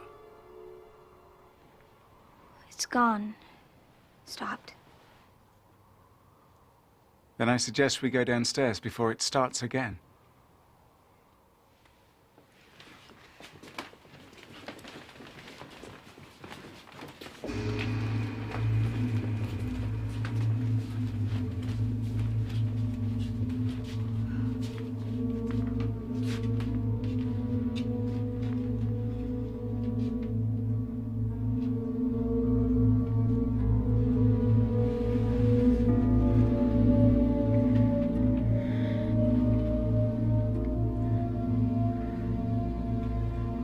Annie, I need your help.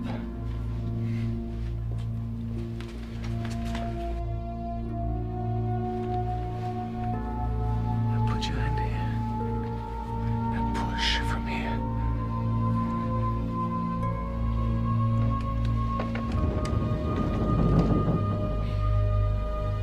Annie, what are you doing? Nick. Not now, Joyce.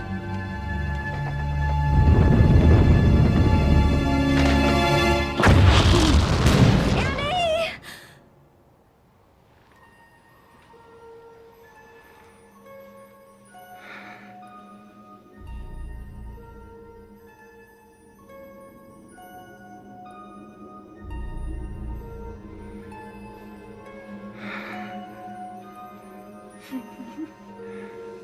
That wasn't funny.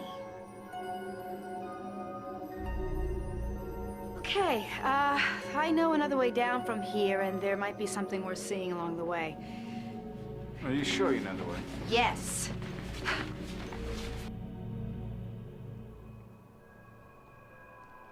Oh my God. Oh my God is right.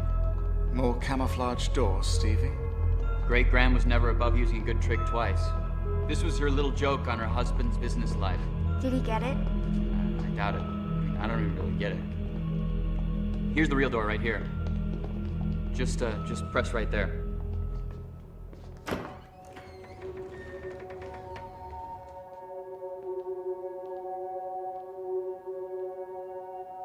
This house has everything but chow.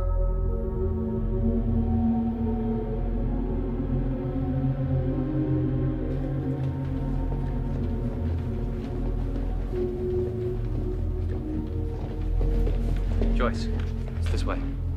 Oh, of course. I knew that.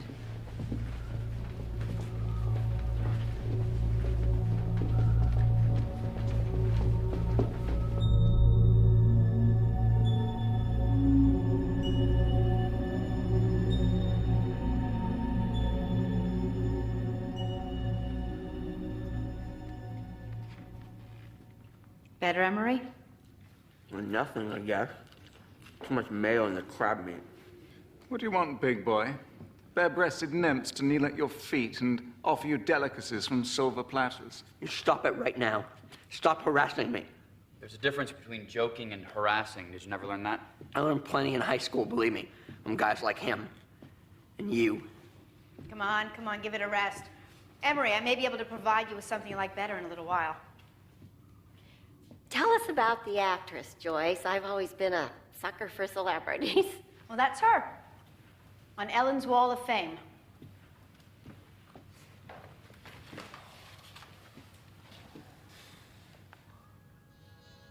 Deanna Petrie was a fairly big star in the 40s. Musical comedies mostly. She could dance, sing a little, and she was sexy as hell. She was one of Ellen Rimbauer's favorite guests at her January 15th parties. In 1946, she showed up in what Hedda Hopper called the cocktail dress. It was what she was wearing when she disappeared. She spent most of the night here in the billiard room, wowing the guests with her many talents. She left behind a single earring. A maid found it the next day, but there was no longer a girl to go with it. Deanna's disappearance made Rose Red's reputation. And now, Annie, if you've finished eating, I have something to show you. It's nice. You'll like it. I promise.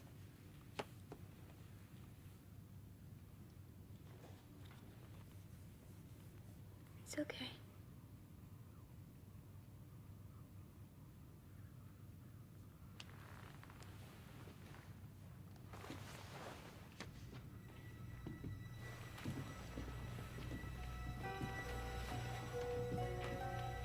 Go up, Annie.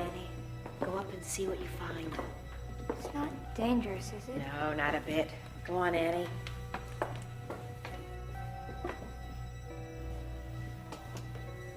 You okay, son? Yeah, sure, I'm fine.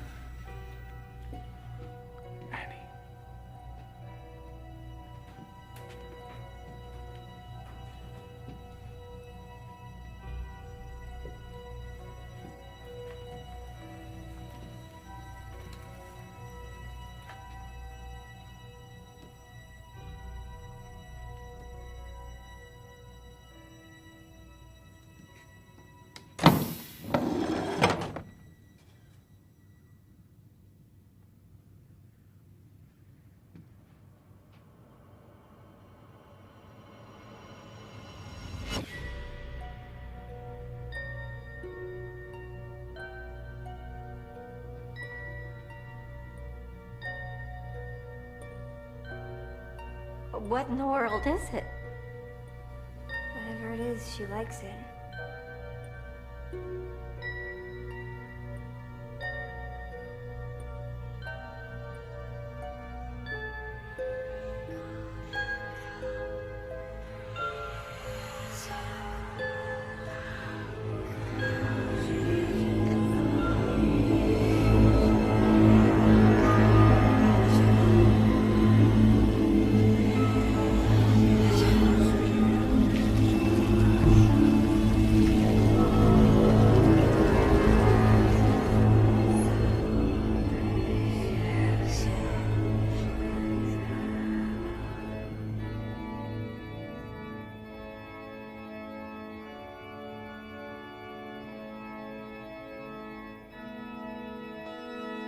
Kathy, you were right.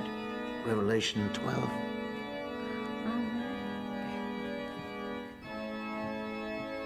No corporal presence in 6 centuries. No psychic pulse. Emery, are you thinking of dressing for dinner? You tell me.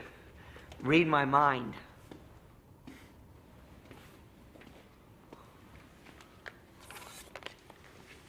Annie, Glenn Miller. That doesn't work. I tried it while I was setting up. Sorry, Annie. Ah! Joyce? Yep, it's all right.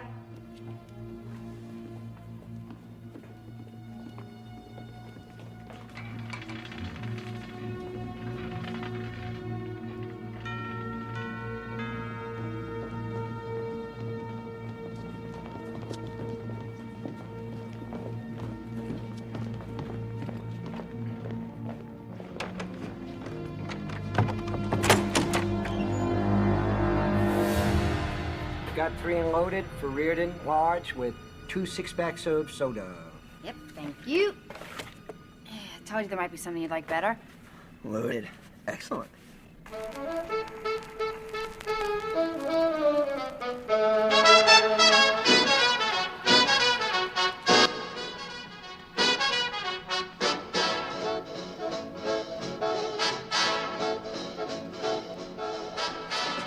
Miss Asbury, may I? Okay.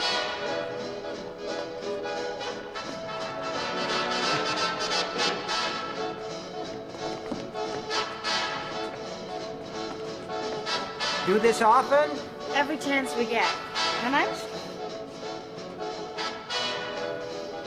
Hey, this is some place, huh? Is it haunted? Yeah. But there goes the delivery man who asked too many stupid questions and never escaped.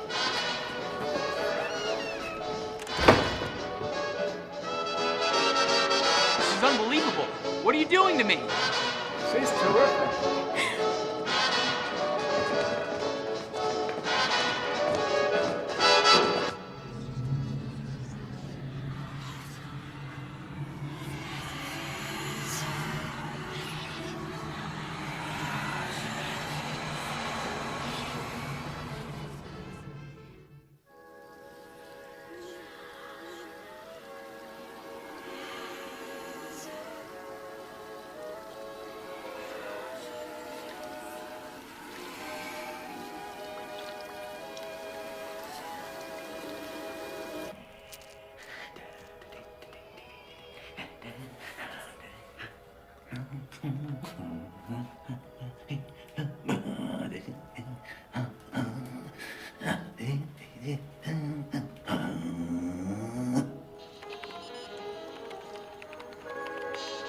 Wouldn't think you'd need a telemetry readout just to count heads. Not human ones, certainly. I'm really worried about Mr. Bollinger. Don't bother. I'll show up eventually. I wish I could be as sure of that as you seem to be. By the way, where's Vic? Right here. Anyone care to dance? Well, not me. I'm pooped. Where have you been? I lost my book. Now, it's story time. We've heard the one about the actress. Tell us about Rimbau's partner, Mr. Posey. Remember that seance I told you about? Starring the famous gypsy psychic, Cora Fry. Yes. That was 1914, and the war in Europe was heating up the American economy. Omicron oil was in clover, money was rolling in, and John Rimbauer was tired of sharing it. So in October of that same year, he gave Douglas Posey the bum's rush. According to family legend, Uncle Posey had a taste for cowboys. He liked chaps in chaps. Was he into roping or branding? Probably a little bit of both. John Rimbauer bought him out at distress sale prices. He was told never to come back to Rose Red, but he did, once. And that was in 1915. John was in Europe, and Adam and April were at home with their mom.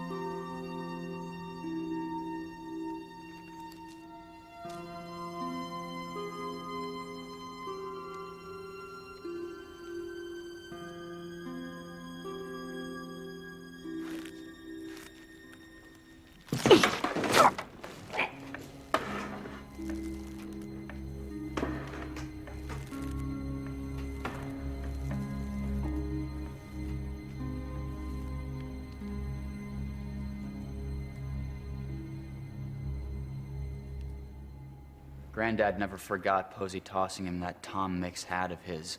He wanted to keep it, and he threw a tantrum when his mother tried to take it away. And the rose. He never forgot April catching the rose. Why did Posey wait a year to do it? And why here. Any ideas? If you wanted answers, you came to the wrong place. Following the suicide, John and Ellen kept Adam out of Rose Red as much as possible.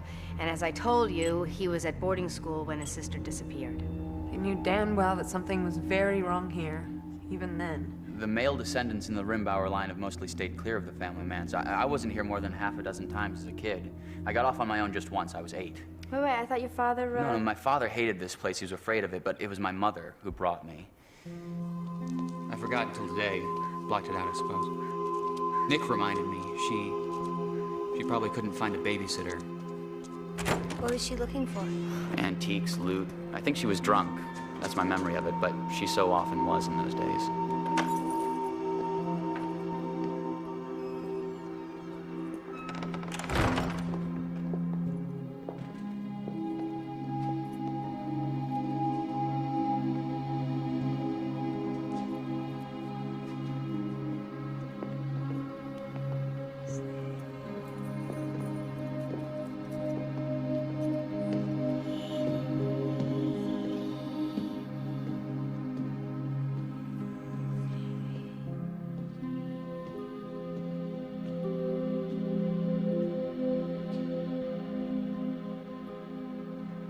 I know she and Dad were broke.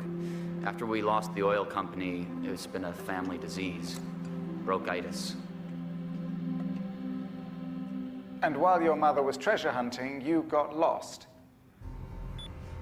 Yeah, I mean, it was no big deal, but... And you were upstairs before you realized how lost you were. 1 floor above the Mirror Library. Or was it 3 floors? Or 10? Because when this place gets going, when it feels lively, when it has energy to draw on, Rose Red can make itself as big as it wants, can't it? But finally, you got to the top. And that's where... Oh my God!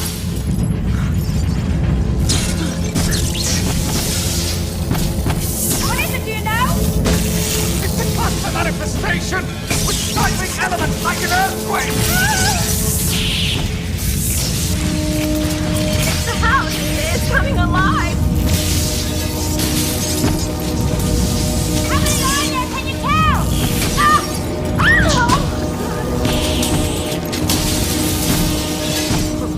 Damn this thing! I'm not so sure that there is anyone here. I know that sounds crazy, but...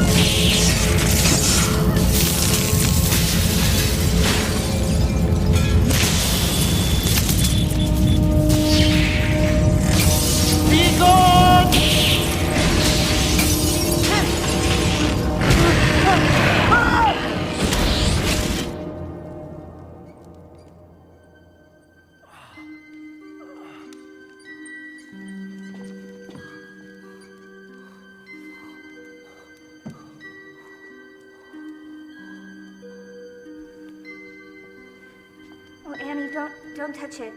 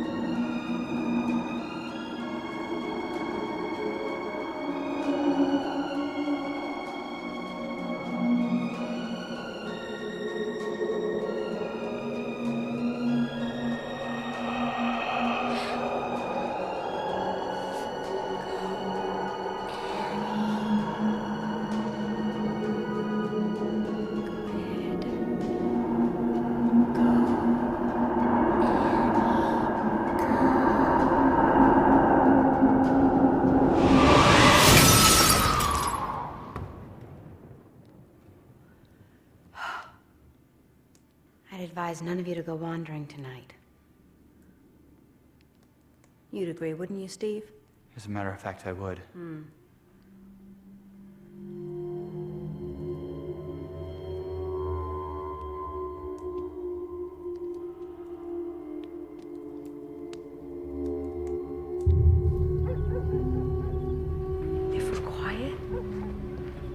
listen, you can hear houses breathe. Sometimes, in the depth of the night, you can hear them groan, as if they were having bad dreams. Could I ask you something? Of course, Emery. Would you come to bed with me? Look, isn't that your mom? That's not my mother. That's just an old... Pam? Pam, what are you doing? Say cheese! Say cheese, Emmy!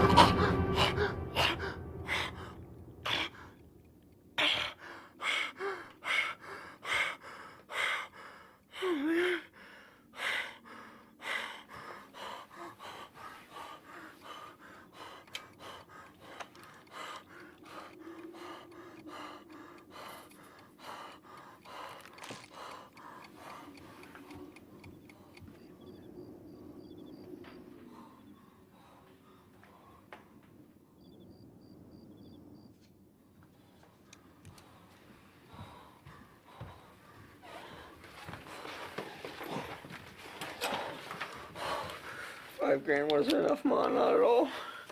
20 wouldn't have been enough.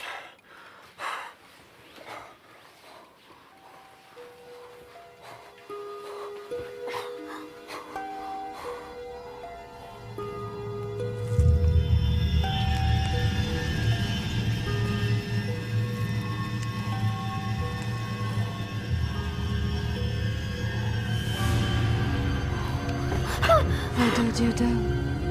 Wanna get it on? We've got all night, Emery. We've got forever. Not there. Not there. But I am. I'm your girl. I'm your dream girl. Not there. Not there. Not there.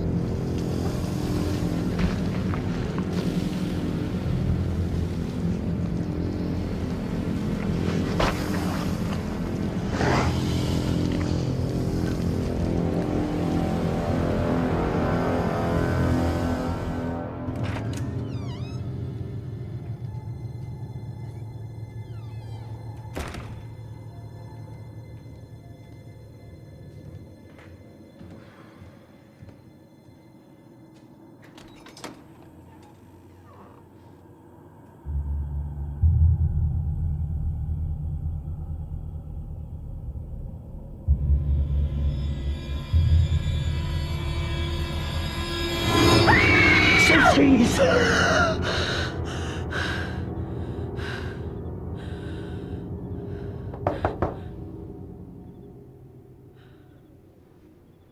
Who's it?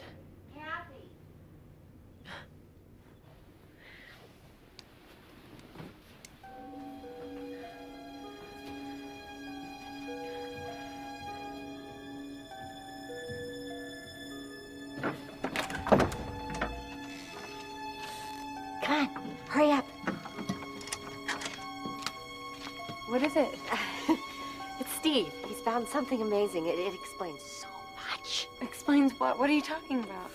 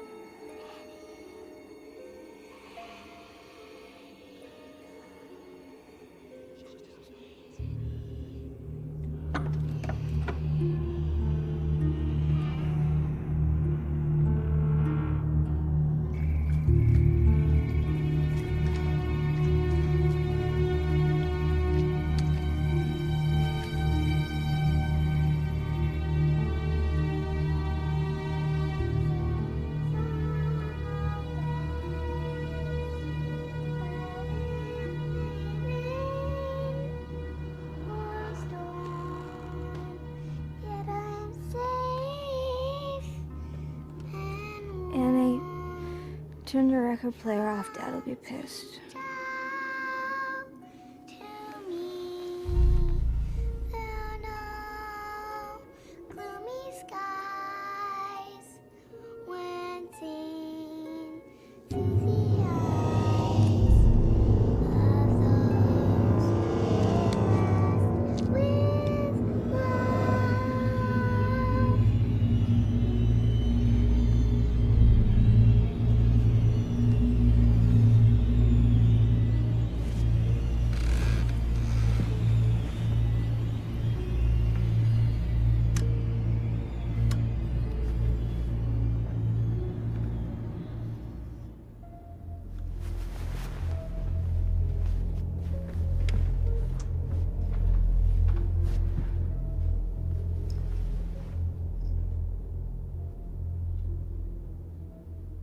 What is it?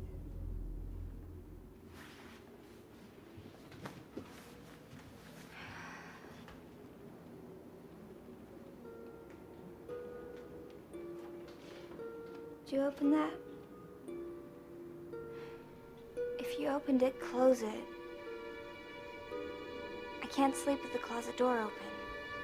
I'm afraid of the boogeyman, aren't you?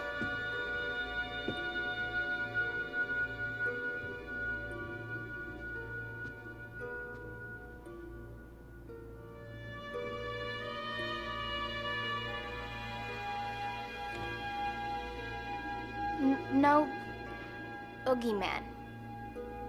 No boogeyman? Oogie lady. Boogie lady.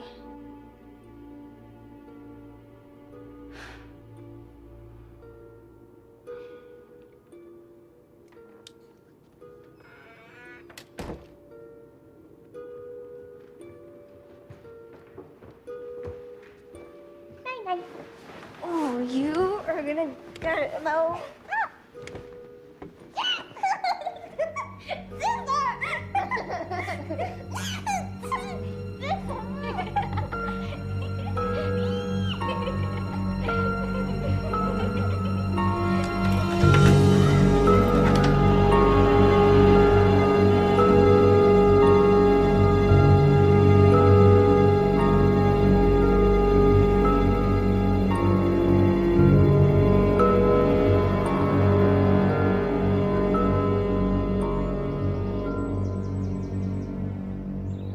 Sorry, your call cannot be completed as dialed. Just pay your bill and kiss my ass.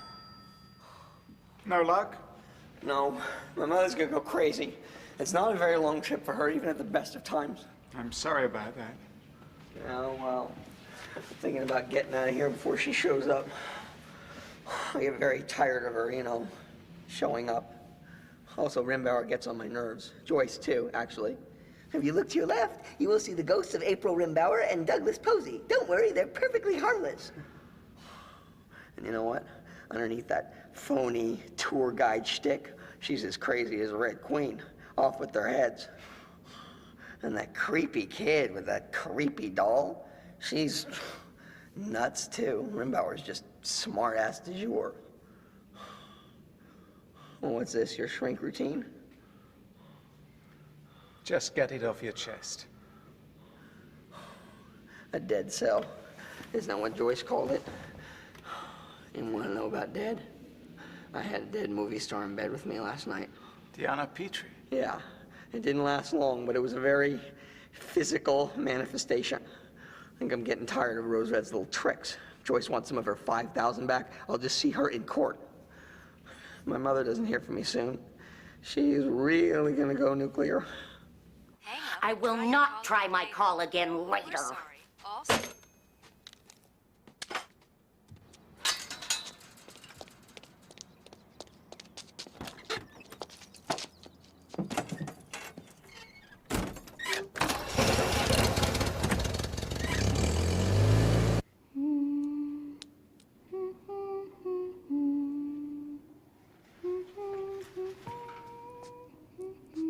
Good morning, Annie.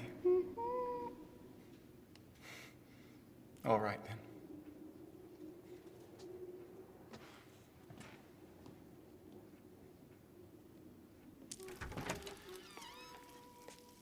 Good morning, Steve. Good morning. Is it Annie? Annie, it is. Would you like some eggs? It would be a pleasure. No, thanks. You seen Joyce? Yes, she is fiddling with her equipment, looking as if she last got a good night's sleep circa 1972. I'd tread carefully if I were you. She's crabby, huh? Very. Video was cloudy, the audio garbled, no recorded telemetry of any use.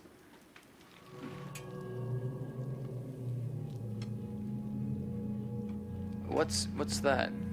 Well, that's the wine cellar. Isn't it marvelous? The door was open when I came down this morning. Haven't you seen it before? No. Rose Red hasn't just woken up. It's become the house and garden version of Frankenstein's monster. That's ridiculous. Is it? Listen. You heard much of that? Well, enough to worry me. And Bollinger's persistent non-appearance worries me, too. I mean, you would think if he was still here and alive, we would have run into him by now, wouldn't you? I don't know. And the longer we go without reporting his disappearance, then the more peculiar our position becomes if he turns up dead or if he doesn't turn up at all.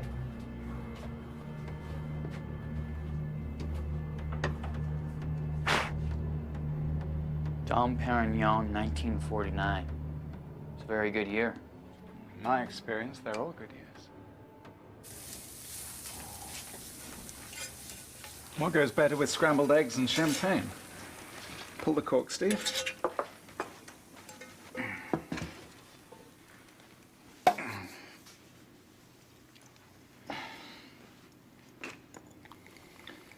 Will you wet your whistle? It's a little early for me. Cheers. Cheers.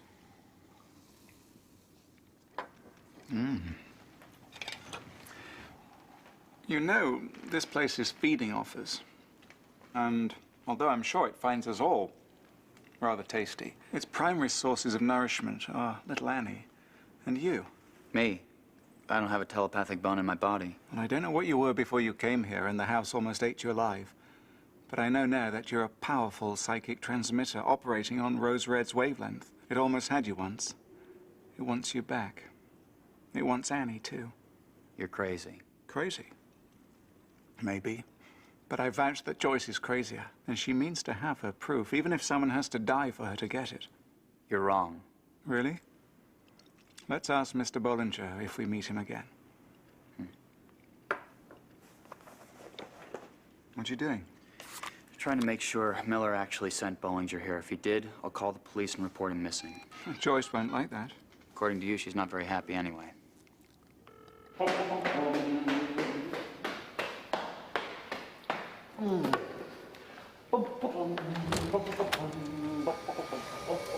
Hey, Professor, what you doing here on a Saturday morning? Minding my business, as I hope you will yours.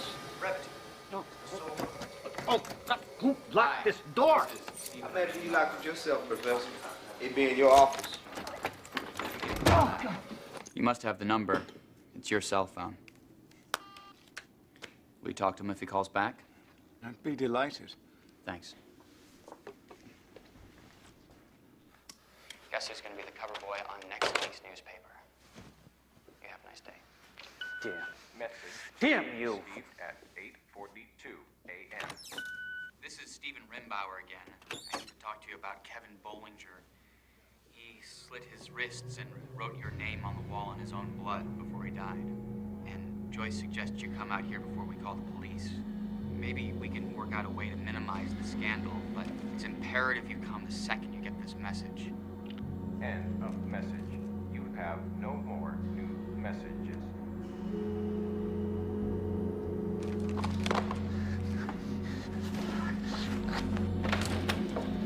Have a nice day, Professor.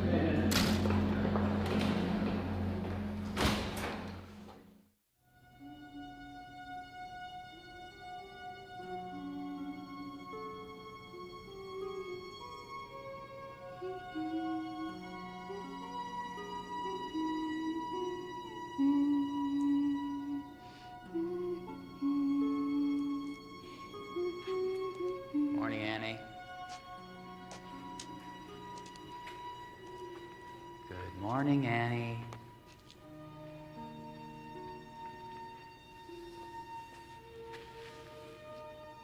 Good morning, Annie.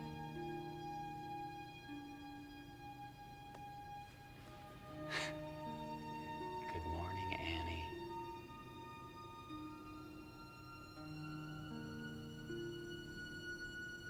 Good morning. Steve. Good morning, Steve. Good morning, Steve. Right.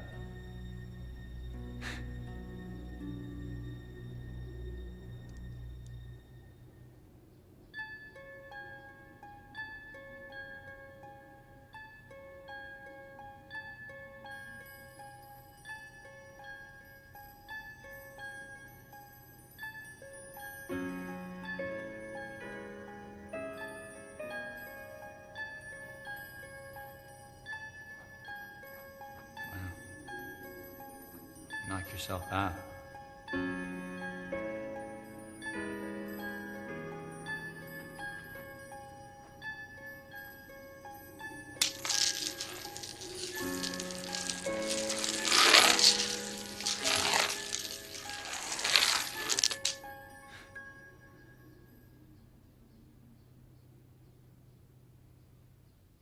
It's pretty good.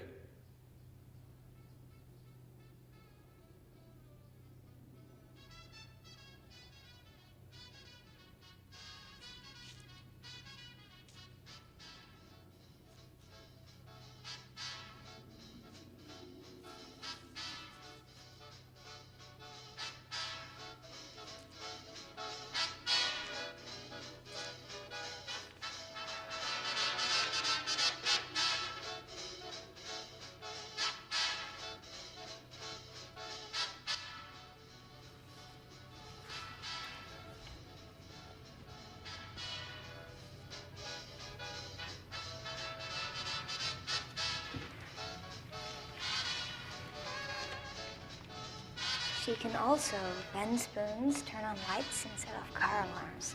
Gee. Huh. I got babies. Yes, yes, very nice babies.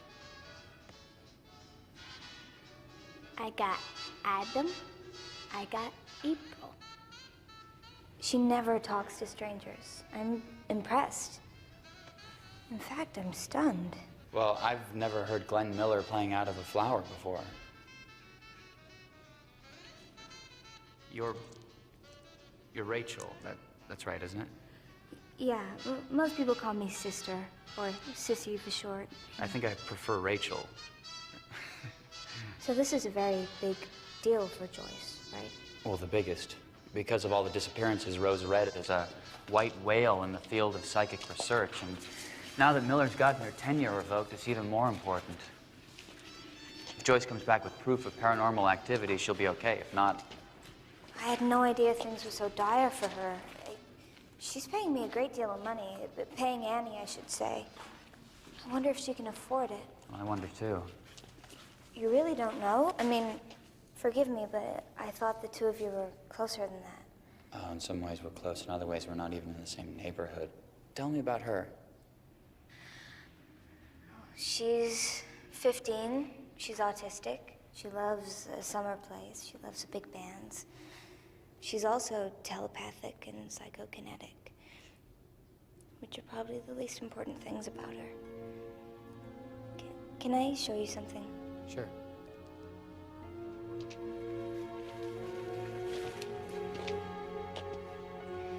Everything was dead at this end of the room yesterday. Well, the house is coming to life. I think we all feel it. Maybe, but the house didn't do this. Annie did. It's the other side of what she is. It's not all frozen pipes and falling stones. When I look at her, I don't see ruin. I see roses. When Annie was 5, a dog bit her. Annie, make him go away! Annie! Annie, make him stop! Oh, Annie, make him go away!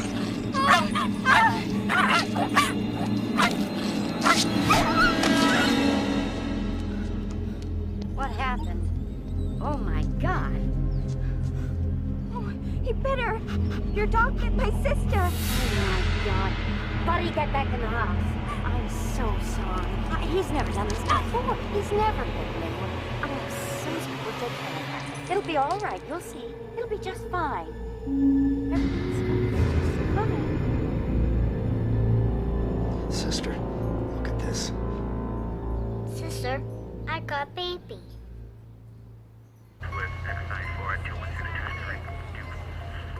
This is 12. Hey, go on now. Stones from the sky, and they all just fell on the Stannard's house, nowhere else on the street.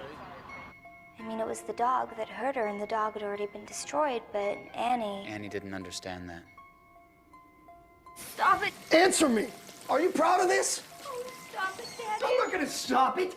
Come on, how could you be so stupid? How could you let a reporter get a hold of Annie's drawings? Annie came in while I was arguing with my father, and... Talk about it. You well, turn around and look at this. I guess you could say she lodged a protest.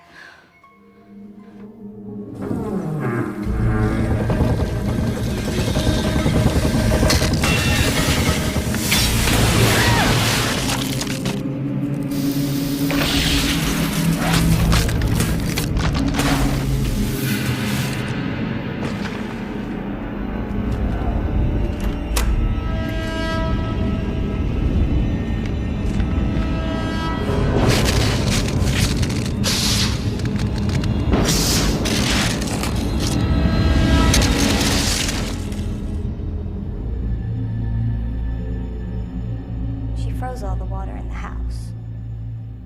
She's a big-time telekinetic, and that's all Joyce cares about. Well, Joyce is... No, thank you. I do understand. I mean, I think even Annie understands why we're here, in her own way. But for me, the thing that's important about Annie, all that's important about Annie, is that she responds to love with love. There has to be a place for the Annies of the world, doesn't there? I don't know, it'd be nice to think so, but the world isn't always fair. That's all. I know it.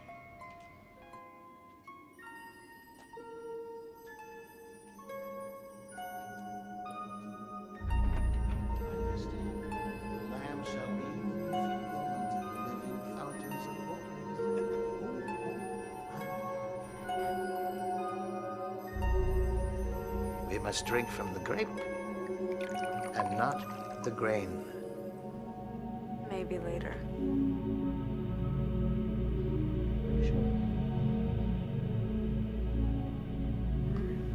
Could we... What you thinking? Any idea at all? Not the slightest. Miss Asbury, you look lovely this morning.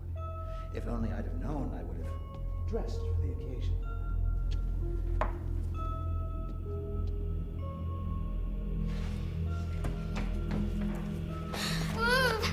What's wrong, sweetheart?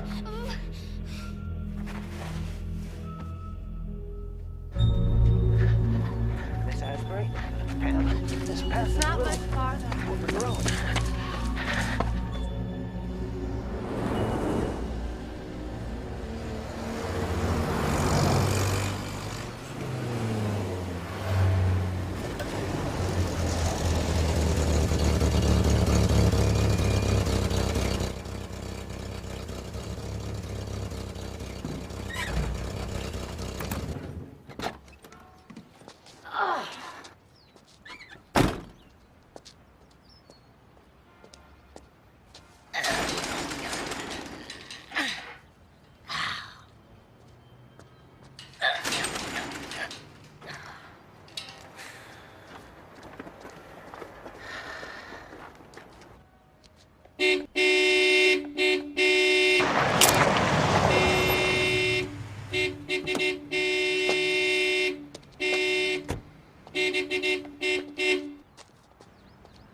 Who are you? Well, I might ask you the same thing, madam. Patricia Waterman, Emery's mother? Carl Miller, Professor Miller? Nice to meet you, Professor. Are you going in there? I'm afraid so. Good. I've come to get my boy. Get the gate, would you?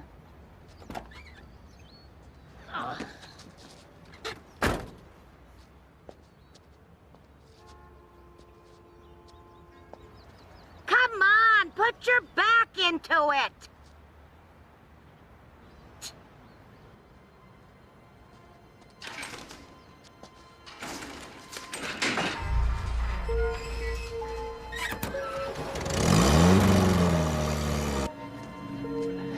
What is it you found? Something amazing. It explains so much. Maybe we should tell the others. We will. But I wanted to show you first.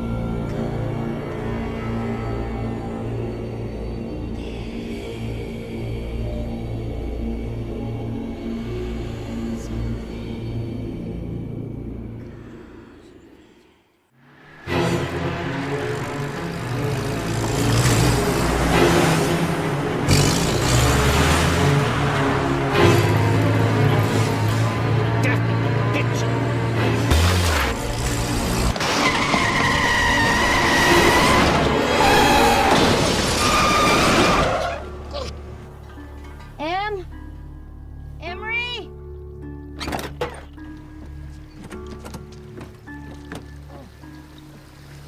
What is wrong with you, woman? Hey, look what you've done to my car! Emery! Come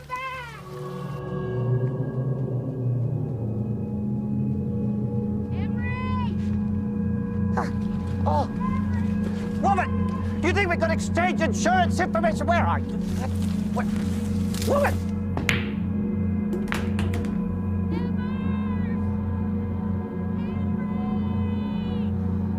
Not there, not there, not there.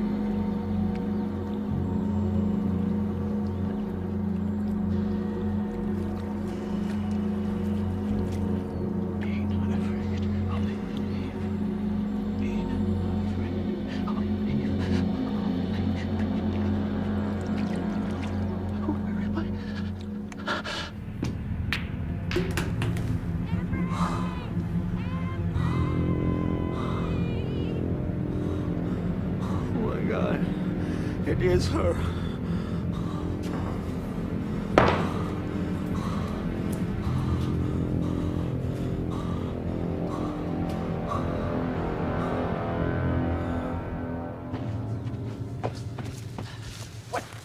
Woman!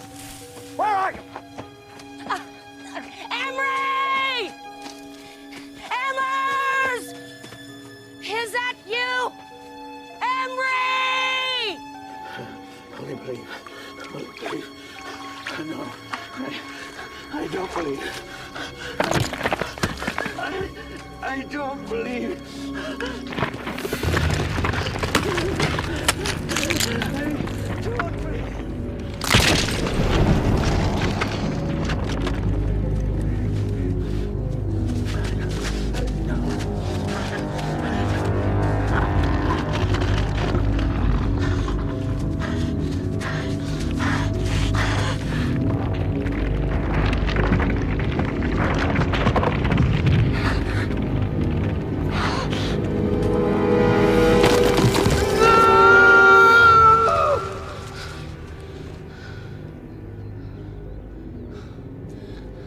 Emery! Help me, Mommy. I'm so scared. Emmers! Help me, Mommy. Mrs. Waterman? Where are you?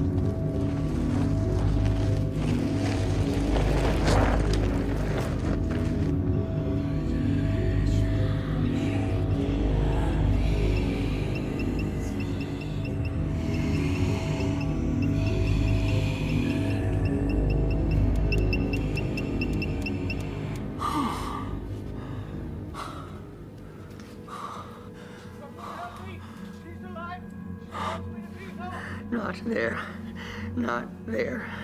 Not there. I don't want to go. I don't want to go. Open the window. Open the window and let me in. Emery, I'm having a heart attack. Call 911. Not by the hair of my Call kitty chin. 911. Not there. Not there. Not there. Not there. Not there. Emery, look at me. Please, look at me. For God's sake, open the window. No, no, not there. Not Mommy. Not Vic. Not the actress. Not anyone. Not there. Not there. Not there. Not there. Not there. Not there. In my hair. No one there. Don't you dare. No one there. Keep your hair. No one there. In my hair. Foul affair. Don't you dare. No one there. What's going on? No one there. Foul affair. Eat your pear. No. He came to you for help and you turned your back on him.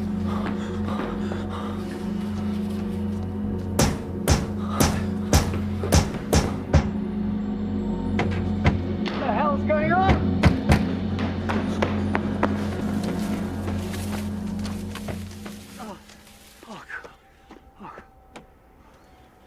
Sir? Pardon me, sir? Yes? Are you here for Mr. Bollinger? Is he here? Oh, yes. Waiting for you in the solarium, sir. If you're Professor Miller, that is. He's all right? He's not hurt or... I believe he's impatient to go home, sir, but otherwise he seems quite well. It's Rembauer. What is going on? I'm sure I cannot say, sir. Miss Reardon's party seems rather rambunctious. Does it indeed? Take me to Bollinger. Right away, sir. How did I get up here?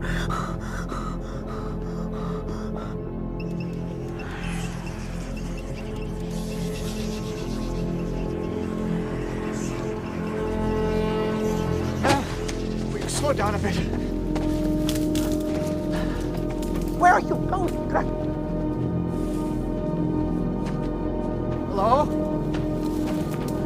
Ma'am? Where are you?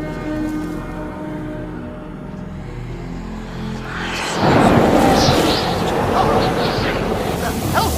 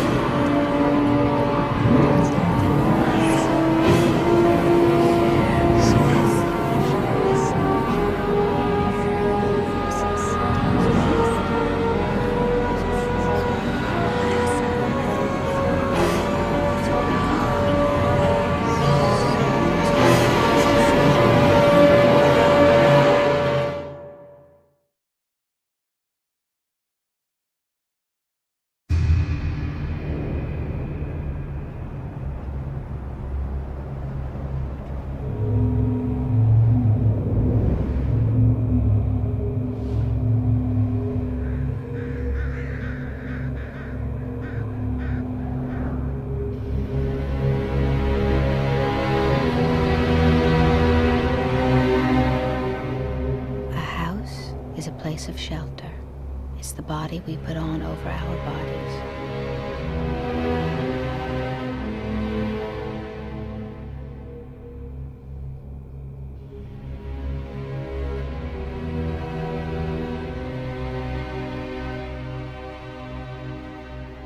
As our bodies grow old, so do our houses.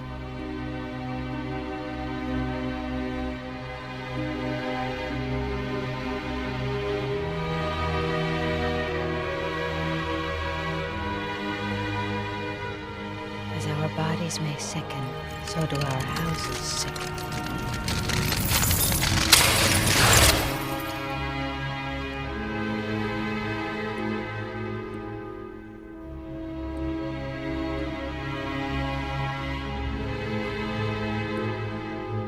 And what of madness? If mad people live within, doesn't this madness creep into the rooms and walls and corridors, the very boards? Don't we sometimes sense that madness reaching out to us?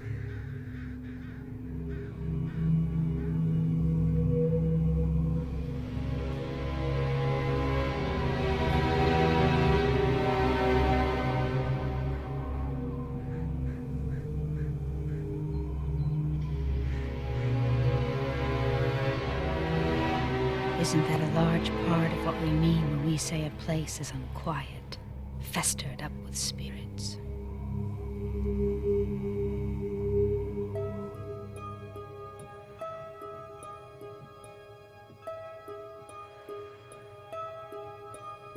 We say haunted, but we mean the house has gone insane.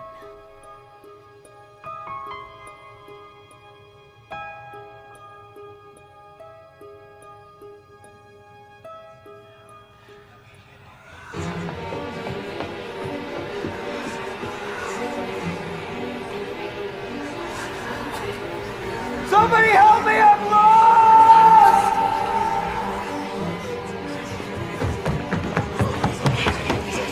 Somebody help me! Oh, for Christ's sake! Help! Someone help me!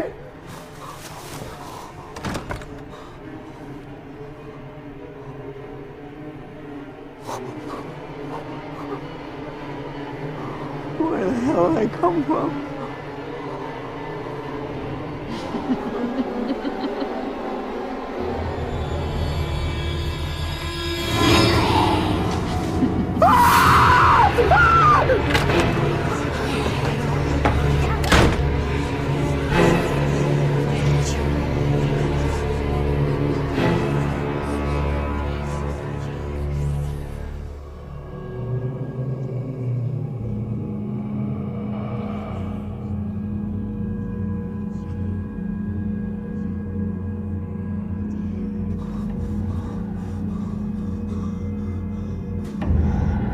Your mommy was right. I'm a tramp. Somebody help me! Help me! Where's everyone? Nick, what's going on? What's on the Nick, I think he's dead. I'm not sure. I'm trying to get to him. What's going on? He says Nick is dead. Oh my God, that's ridiculous. How can he be dead? Joyce, get real. I said I think Vic is dead. Thank God. Thank God. You don't understand. My mother's here. Unless the house is imitating her. I suppose that could be. At first, I thought so, but the more I think about it, the more I think. And I got lost. I've seen things you wouldn't believe. Not now, Emery. We shouldn't be here. Not any of us. There's a bubble forming, I think. A kind of psychic bubble. What in the world would your mother be doing here? She worries about me. I'm worried about me too, actually. About all of us. I saw Pam upstairs. I think she's dead. Where's Annie? I don't... It's stuck again. It's not just stuck. Of course it isn't. It's utterly ridiculous! Emery, come here. Is that your mother's car? Yeah, I'm always a little screwed about. What did you do? Mommy's little scootabout, all right? Mommy's little scootabout. That's what she calls it, okay? Her scootabout. Sometimes we scootabout for ice cream, and sometimes we scootabout to the movies, and Stop looking at me. I think Mama's little scootabout is blocking another car. Is anyone in it? Don't know, I can't tell. I'm gonna check the kitchen door. I'll go with you. Steve! Not now, Dee.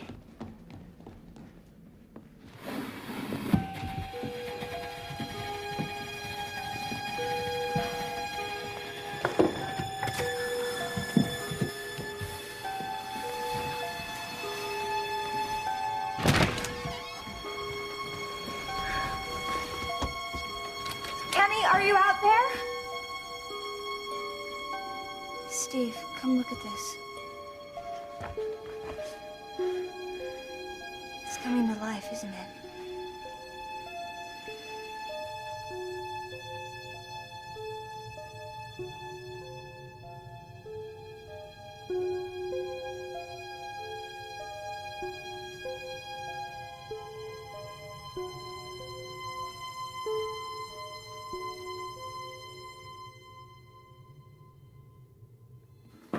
I think he's somewhere right outside there.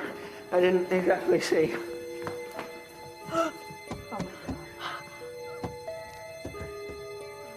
No. Open in the name of Jesus. Open in the name of God.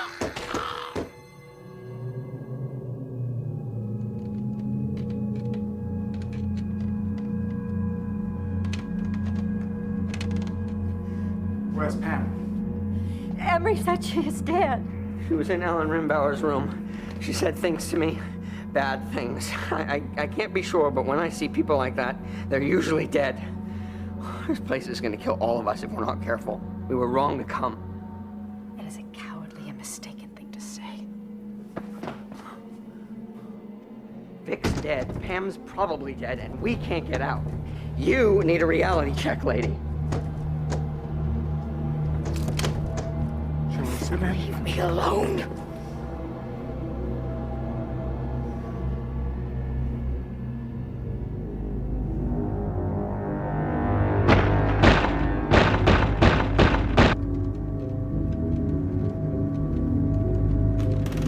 Annie, where are you? Annie, are you? Oh, God. Annie, don't move!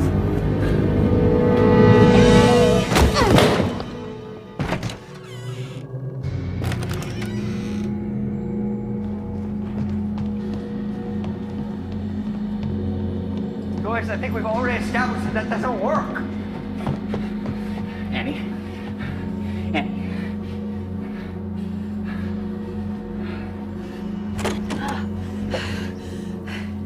You were saying? See? Just stuck. No big deal. Mom, where are you? Is she all right? I don't know. Go down to the kitchen, get a lemon. If there's no lemon, bring the vinegar. Go, hurry! What about the windows in the billiard room? You were pounding on them with your fist. You don't think that the glass was stuck too?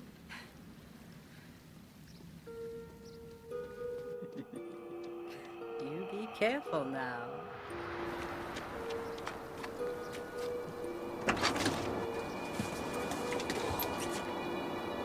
Mom?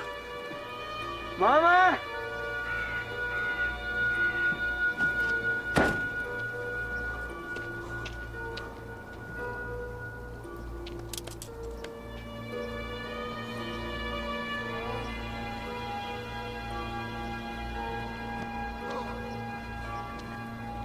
Who's there? Oh, I shouldn't be doing that. I shouldn't be doing that.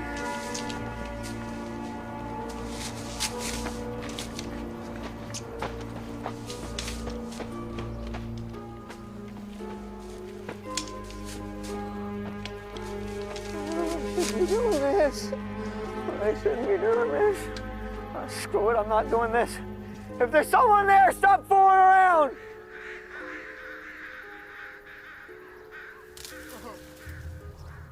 Who's there? If you need help, I'll help you.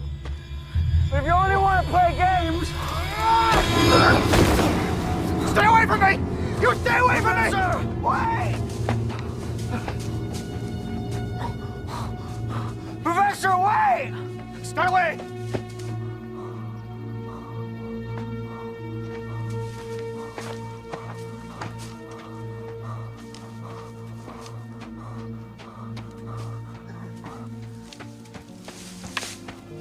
Professor? Emery, look at me. Please, look at me. You're no good to anyone, Bumper. I've got an idea. Why don't you go hang yourself? You could do it in the parlor, just like Posey. A ring around the rosy, and not by the hair of your chinny chin chin.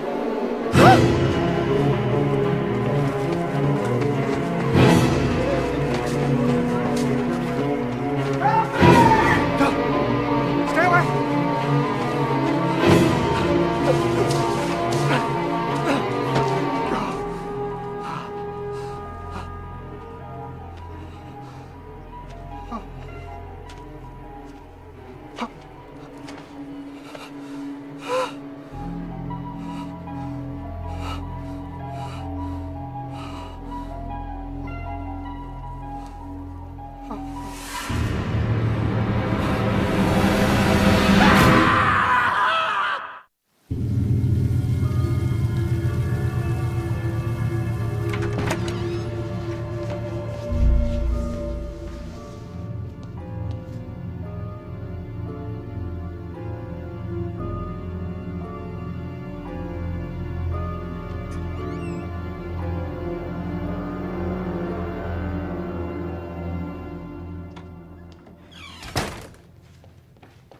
Is she awake? No, but her breathing's strong and regular. Get Joyce. Well, can I stay with her? Get Joyce. She's a hell of a lot closer to a doctor than either of us. Go!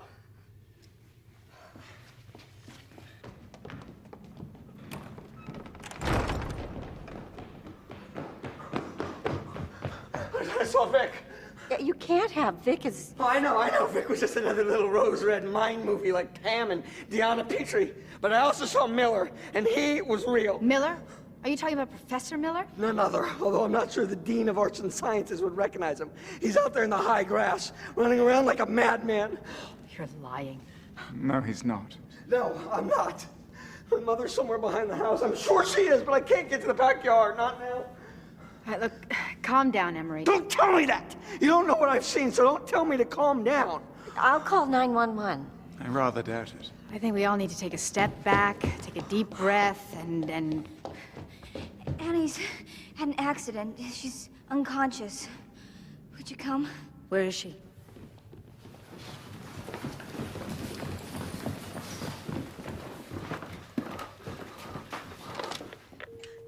This phone is working. Who shall I call? The cops! An ambulance! No one! Not yet. To hell with you, Joyce. I'm getting out of here.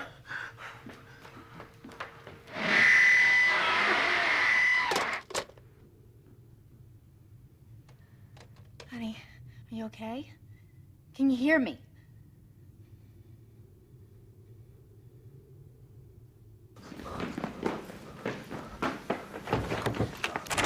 Emery.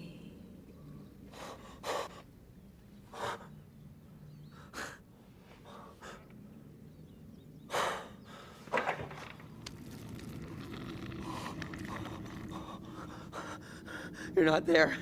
You're dead. Both of you are dead. No, we're not. We're not dead at all, Emery. That's the beauty of it.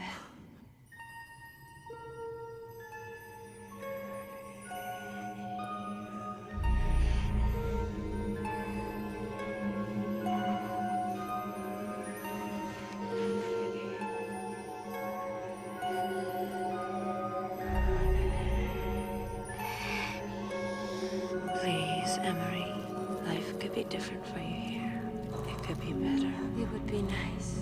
Really nice. I'll pass. Rose Red's too much like the Roach Motel. They check in, but they don't check out.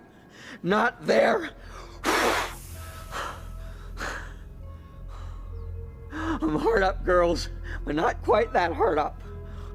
Annie, what is it? We seldom have company at Rose Red these days. I insist you stay a little longer.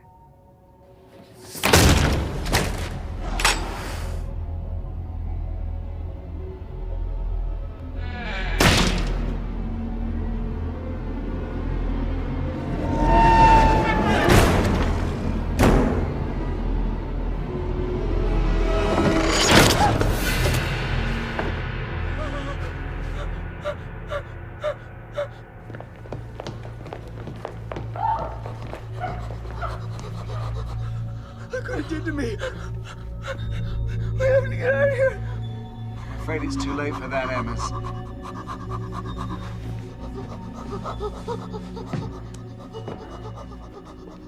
Here, Annie.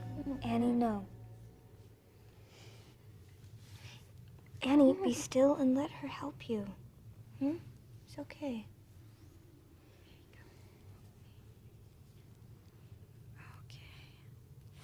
Sorry. There you go. Okay. You okay, honey? Think you can stand up? Let's try.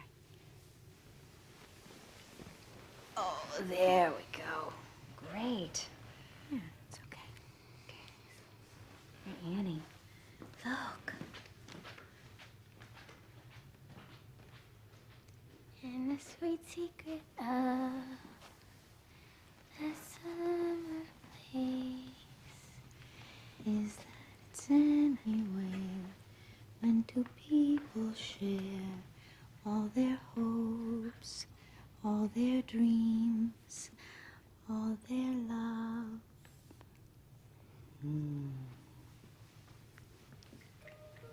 I know the song, and I know the feeling. To be safe, to be free to dream, and to have all the time in the world to enjoy it. Yeah. Later on, I'll let you play with it all you want. I promise. Annie, look at me. Look at me. Annie, you ever want to play with that dollhouse, you look at me right now. Annie, are you holding the doors and the windows closed? Don't give me that blank stare. You understand me perfectly well. We understand each other. Are you? That's what the house wants you to do. Then you just go right on doing it. And soon, I'll take that dollhouse down and you can play with it all you want. In fact, we'll play with it together. And we'll take all the time we want.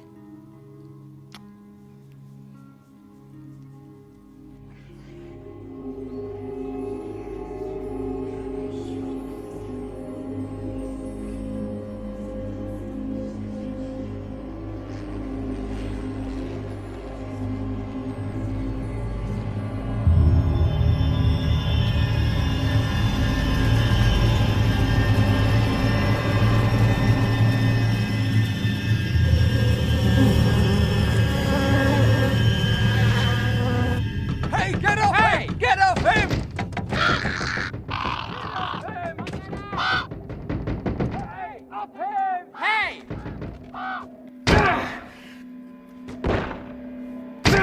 That isn't gonna do any good. So what's next, Sherlock? You got any ideas? No. You? No. This place has always wanted me. I found that out when I was 8. I should have stayed away. Why didn't you? Because of Dee. She needs someone to look after her so she doesn't just go floating off into the big nowhere. I mean... Here they come again. Hey! Hey! Get off him! Move on! Hey, get off of him!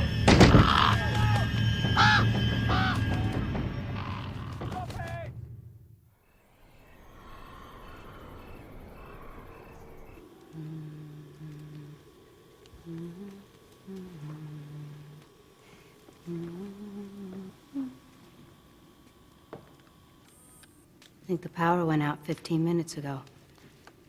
I don't think it'll be on again tonight. Don't you want to know about Bollinger and Mrs. Waterman or Professor Miller? Aren't you curious at all? What about them? Any sign? No, none. I think I knew that, actually.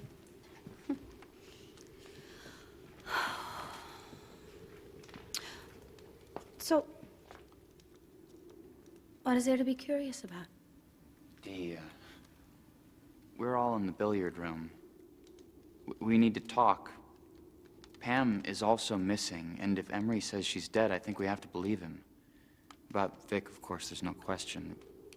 Joyce, do you understand what I'm telling you? Of course.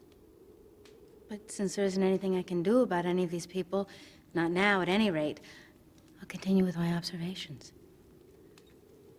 I am a scientist, you know. Or did you forget that? No, I didn't forget that. Miller did. Running around like a madman. Might have liked to say that. Thank God for battery packs. Annie. Don't waste your breath. She can't understand you. Can't even hear you, not in the sense that we understand hearing. Annie.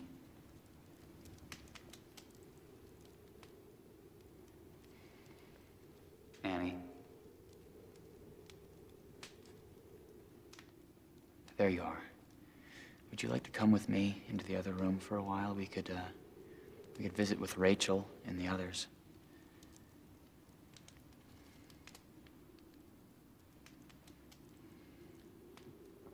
Do you hear me? You do, don't you?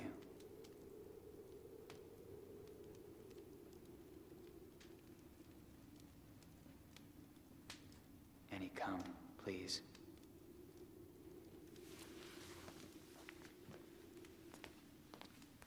You, sure you won't come with us? All right. Let's go.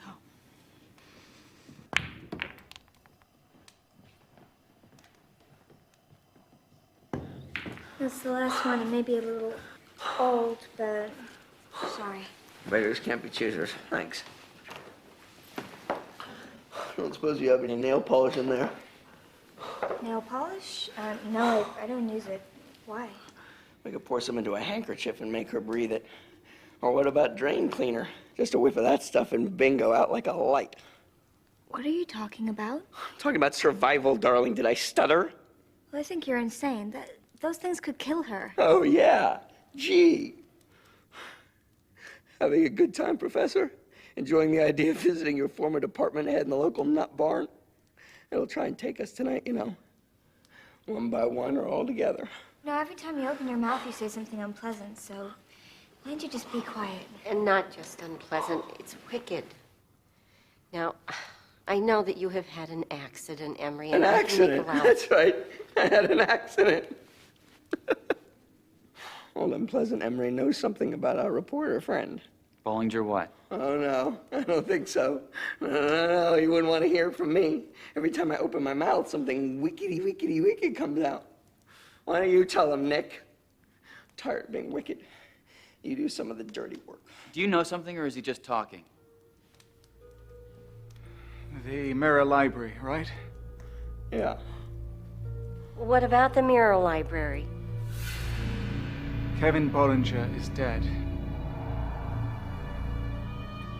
He brought Emery's mother into the house and then hung himself in the Mirror Library. Not so much a suicide as being Rose Red's latest victim. What about Mrs. Waterman? I can't see her. Or Professor Miller. What about you? I don't know. This means they're probably still somewhere around here. Or somewhere in this place. Please, a summer place where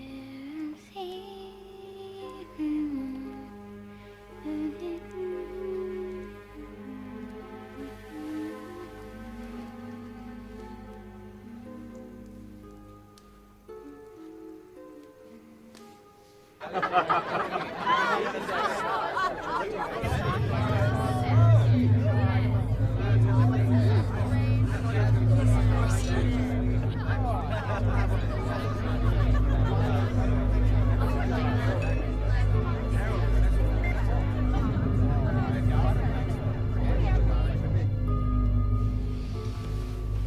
said you wanted to talk?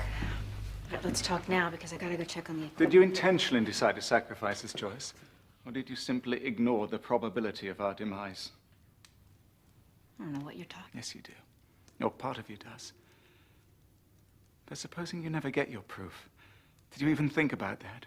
Supposing the proof isn't here to get, what then?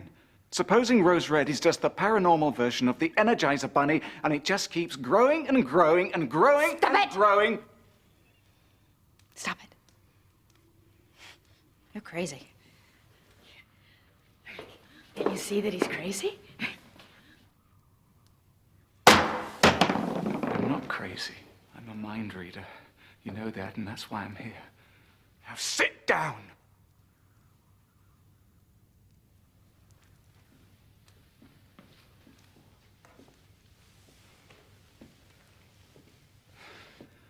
Rose Red won't let you have what you want, Joyce. It won't let anyone have what they want. Ellen Rimbaud designed it to break hearts as hers was broken. To hurt as she was hurt. Well, then we have to get out of here before it can... What, kill us?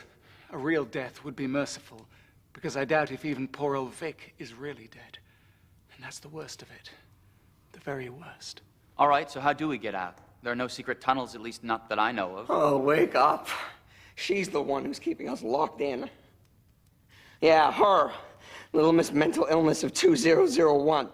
Stop it. Losing his fingers has affected his mind. You mustn't hold it against him. Wake up, sweetheart. Wake up, all of you. It locked us in when she was awake, right? Then, after she knocked herself out, everything opened up again. It was like a cramp letting go. We could have gotten away then if we'd understood what was happening and acted fast enough on what we knew. And one of us did understand. Joyce understood, didn't you, Joyce? And when the little bitch woke up again, I can't. My hand hurts too much. You know as much as I do. You tell him the rest. Tell us he's insane. Start with that. But he's not. Why did you want psychics and telekinetics and automatic writers here in the first place, Joyce? It was to recharge a cell that was never dead, merely dormant. And we have all played our part, I think. But Annie has been key. But what Emery doesn't understand is that Steve has been key too. Steve? Steve's about as psychic as a ham sandwich. Please be quiet, Joyce. You tell me to shut up. How dare you? He asked you to be quiet. And do it, please. I want to hear this.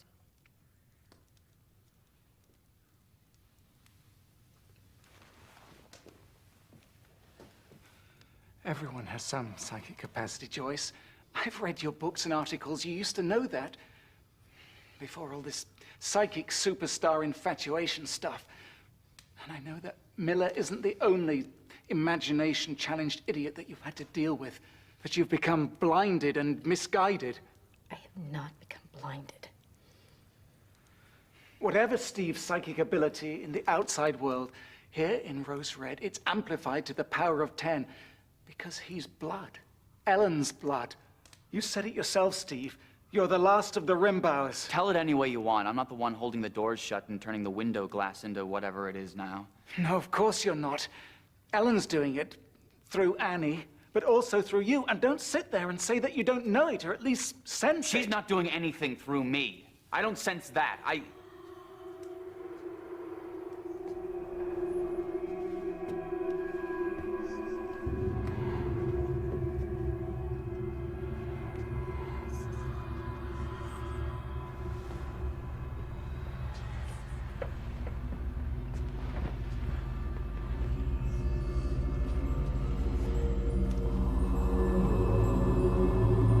Hello, Stevie.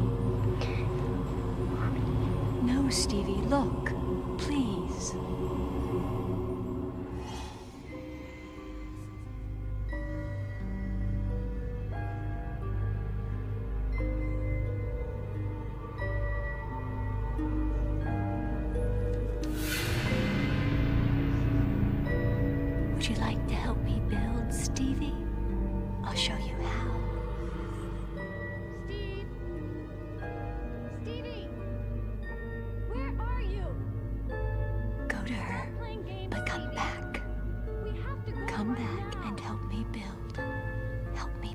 Stevie.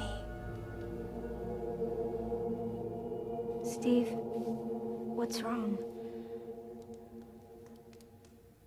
That was a false memory. The house planted it. Are you sure? No, I'm not. For the time being, let's stick to the kid. If we take her out of the equation, the doors still don't open, we can worry about Rimbauer then. No one is going to hurt this child. Of course they're not.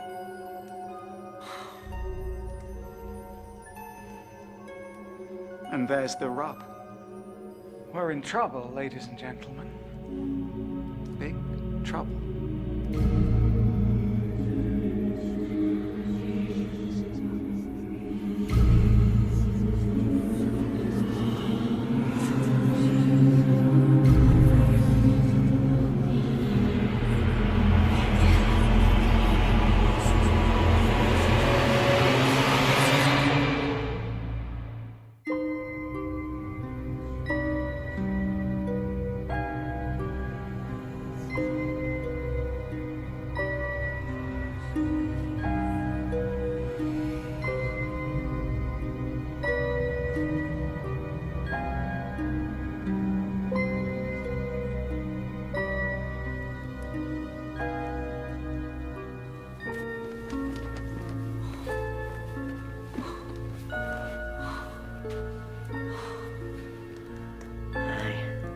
You want to play a game, Annie? You take 10 or 12 real deep breaths and squat down and blow on your thumbs. You'll get all floaty, and then you'll go to the North Pole with Santa Claus and his 8 tiny reindeer. The rest of us, meanwhile... Stop it! We'll scurry on out of here like the good little mice we are. It's not funny. Neither is this. Tell you what, sissy. Let's find some dry cleaning bags. We can wrap her up just until she passes out. Or pinch her nose shut. Just... Don't.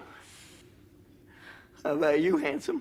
You're the utility infielder on this team. Can you knock her out with your mind? 5 minutes would be enough for us to make like bees and buzz. Hell, 3.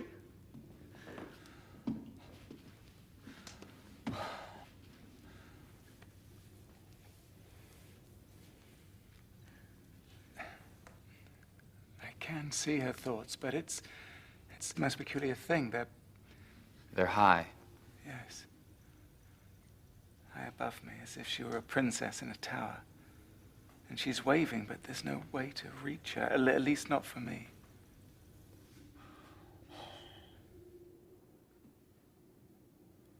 Annie, look at Nick.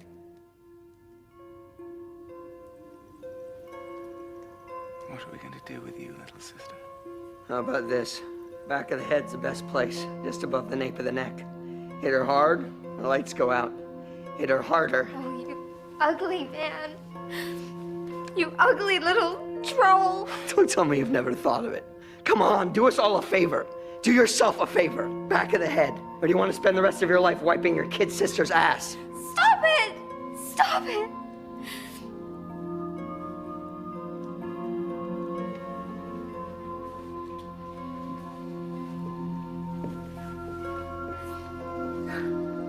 Where are you going, Kathy? I'm going to get a glass of iced tea. I saw a nice big picture of it in the fridge. Oh, You shouldn't go alone. I'm not. God goes with me everywhere.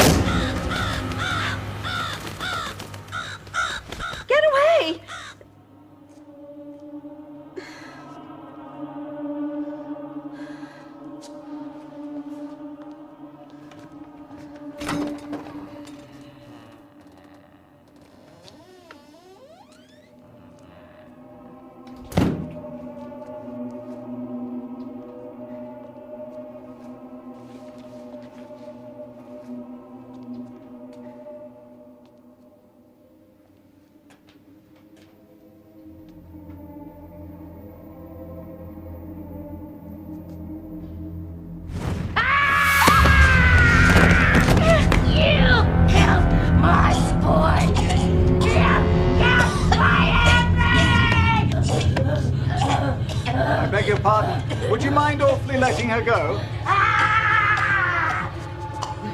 I guess not.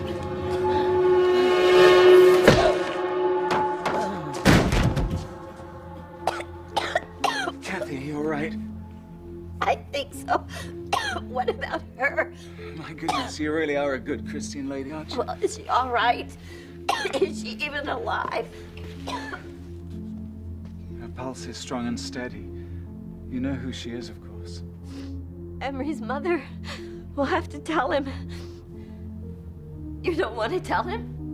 Amos, your mother just popped out of the wine cellar like Jack out of his box, and forget round the bend, she's off the planet. I mean, how does it sound to you? And given the condition he's in already? Oh, sounds very bad. What should we do with her?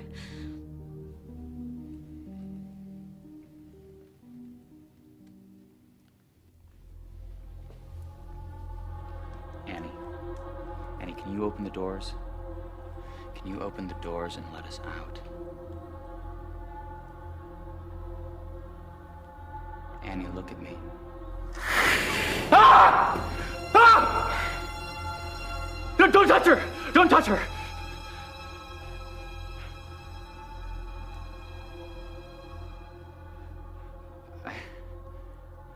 It wasn't her. I thought it was April Rimbauer. I'm sorry. Damn this house. If only there were a way to get through to her, to reach the Annie inside. You talk to her with your mind. I've seen you do it.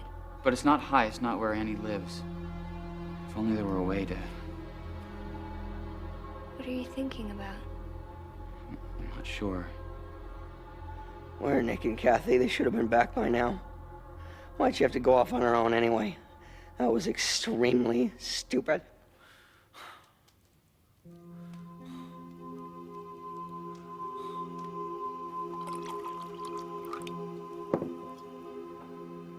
This is wrong to me. The woman is ill. She's also dangerous, to herself as well as to others. Will those hold her? I'd have preferred clothesline, but I think so. Besides, Emery gave me the impression that her interests run more to the home shopping network than amazing escapes. Drink up, it'll do you good. Here's to damsels in distress. And the knights who rescue them. Coming in here alone was very stupid. But Emery so upset me. Emery upsets everyone. And look at her. Well, I'm sorry, Kathy, but it's true. Oh. I think she's coming around. Now we only have to worry about Professor Miller. Mrs. Waterman? Have you seen Professor Miller? Joyce's department head? You killed my boy! Now, Mrs. Waterman, you got it wrong. Emery's fine. Here, have a sip.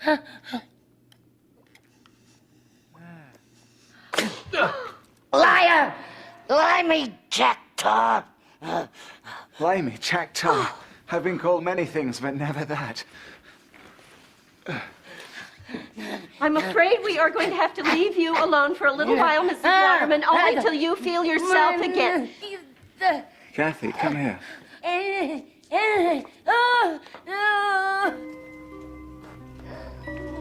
We're doing that. It's feeding off us. And you must feel it too. Of course I do. Oh, dear Jesus, please get us out of here. We have to get out of here. Steve. Steve couldn't hold us by himself. Not with me, you, and Emery working against her. No, the problem is Annie. Emery was right about that. Could you... Could I hurt her? I have the power. But no, of course I couldn't hurt her.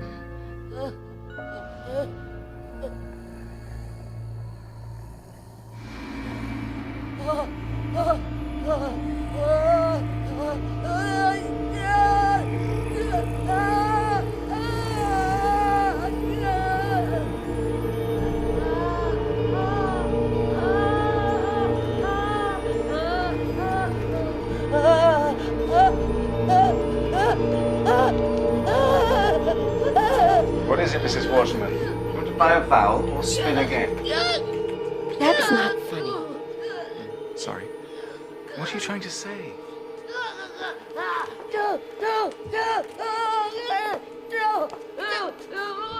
Anything? No. Oh, but it's so cold. It's coming from in there. Close the door, then. Now, we're going to leave you, Mrs. Waterman, but not for long, and you'll be perfectly safe. Something's happened to her. It's... Rose Red has happened to her. Come on, let's join the others. Wait, I'm sorry we can't make you more comfortable, Mrs. Waterman, but we'll be back to get you soon. No, I promise. Helen, she's fried. Oh, that's also unkind. It is also true.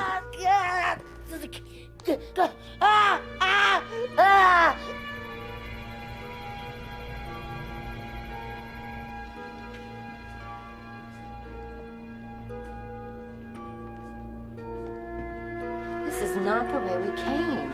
You're telling me.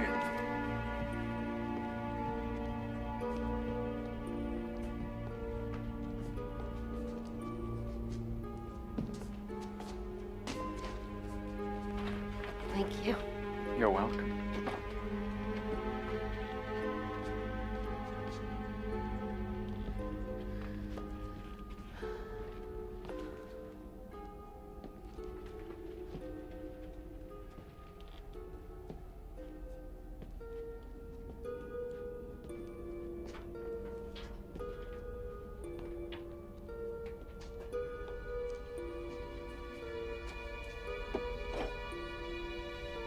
Seattle livery, 1924.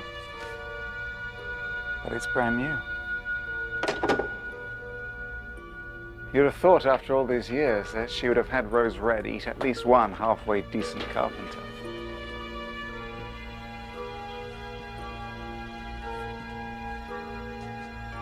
Of course, the real question is, how does it go? What is it? The reincarnation of Emery's mother. Nick. Sorry, Kathy. The truth is, just now I'm rather scared. Let's find the others. We won't. We're never going to see them again. Of course we are. I promise. And I never break a promise. Come on, Kathy. Old friends is true friends. They're the friends you love the best. You never know with new friends. Old friends is best. Old friends is true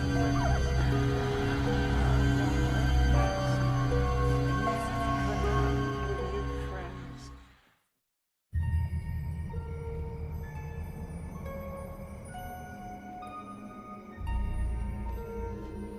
Hey, where's Rimbauer? I'm Frank and Babe's big sister. Went to look for Nick and Kathy, I imagine. And then there were 3 little Indians sitting on a shelf. Gotta check the equipment. It's quite delicate, you know. Equipment which interfaces with the invisible world must, by its very nature, be quite delicate.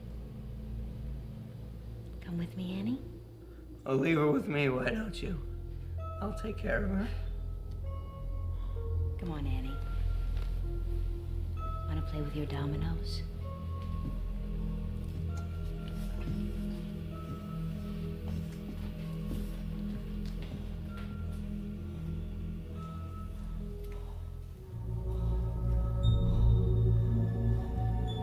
One little Indian, down to one little Indian all by himself.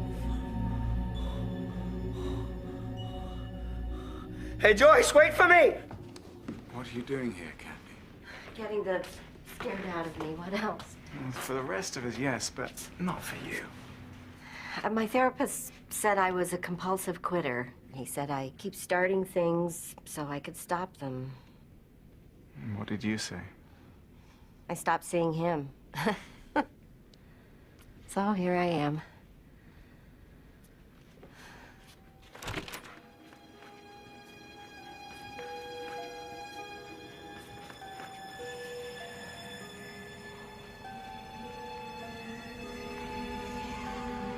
Listen.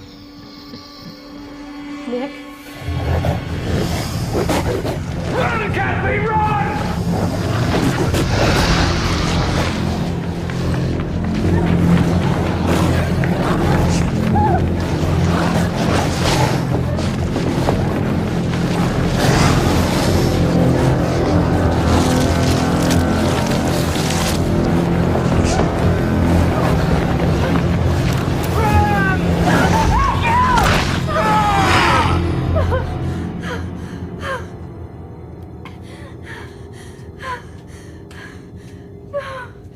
Oh, this is wrong, Jesus. Get me straight.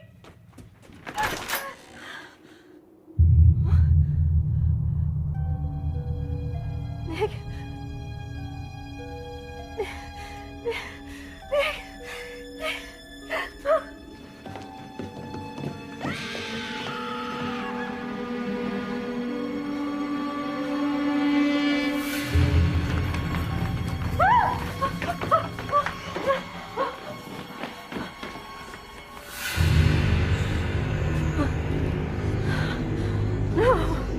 No, I'm not crazy. I'm not crazy.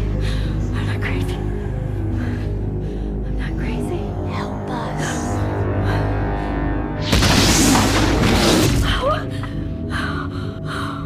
We have to build. Help us. Help Rose Red.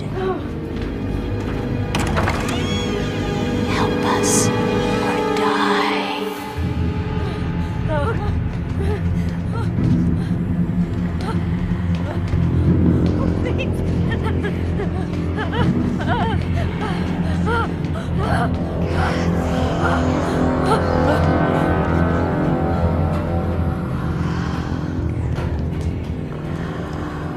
Where am I?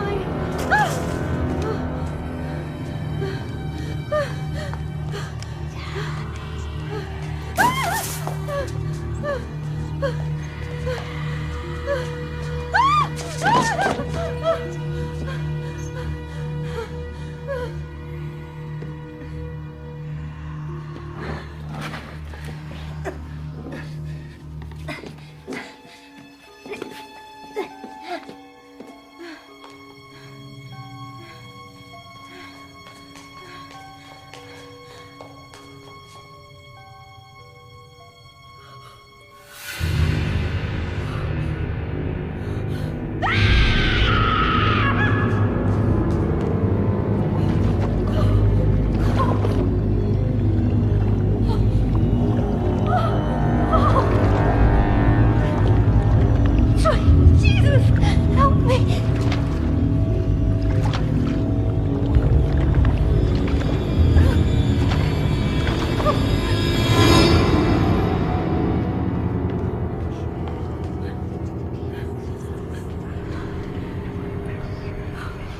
No, it can't be.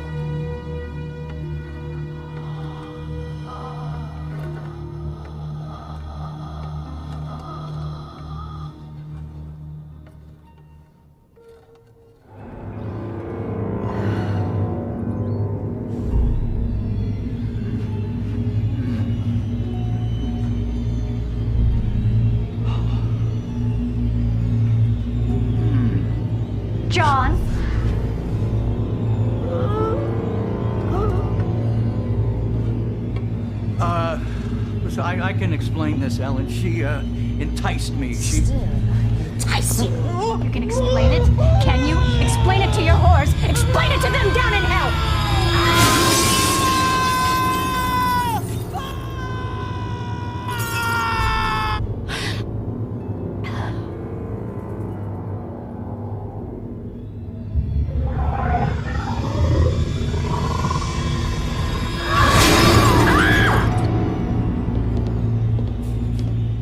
Where does this one go to? Steve? It goes to the tower in the attic. Come on.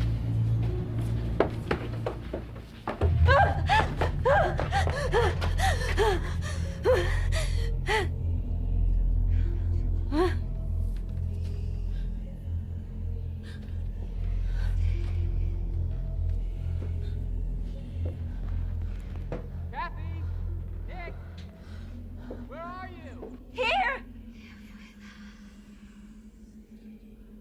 I'm here.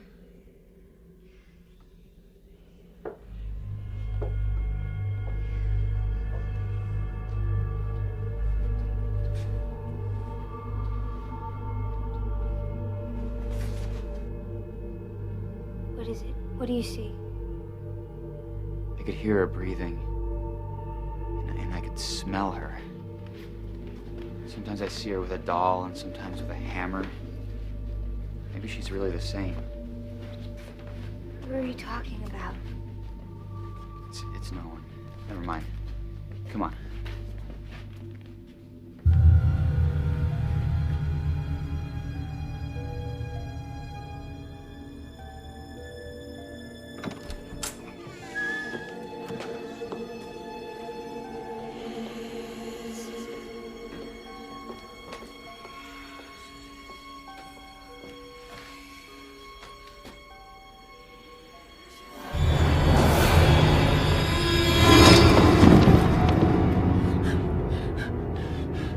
That's for scaring me all those years ago. And for trying to make me take the hammer.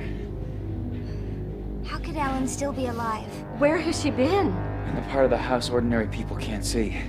Her husband was no suicide. She killed him.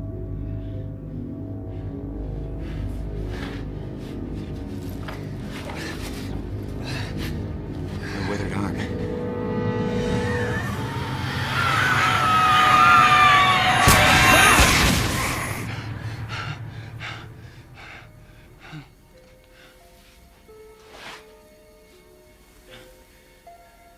That wasn't Ellen.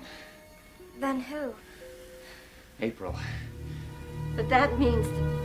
That Ellen's somewhere still around here. Yeah.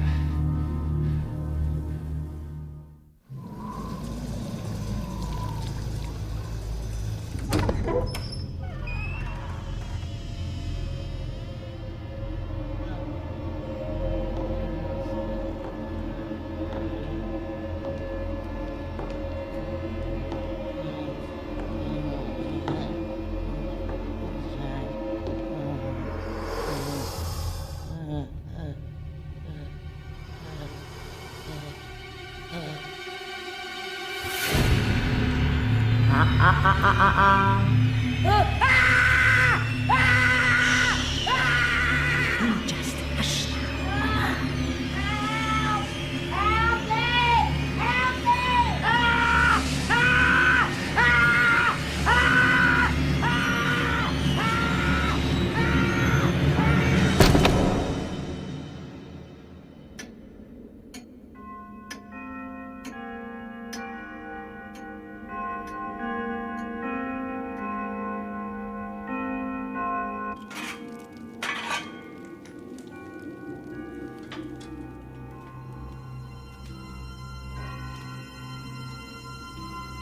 I'm telling you, it was April Rimbauer.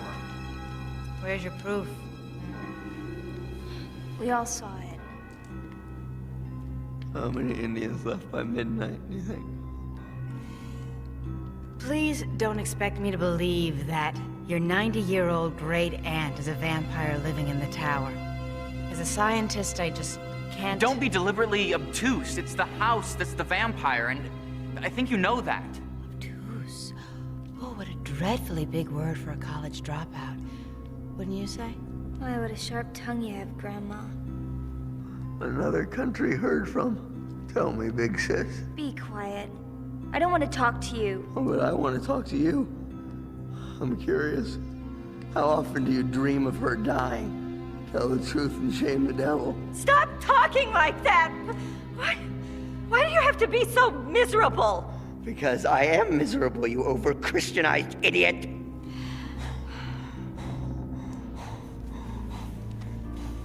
Don't you touch her! If he does, he'll regret it. Oh, so strong and brave, threatening the man with 4 missing fingers. What good is she anyway? Just tell me that. She even knows she's alive. I doubt it. Cut it out, Em. Please. What can you do to me that's any worse than what this house is gonna do to me before the night is over? I don't know. Send you out of the room, maybe? How would that be?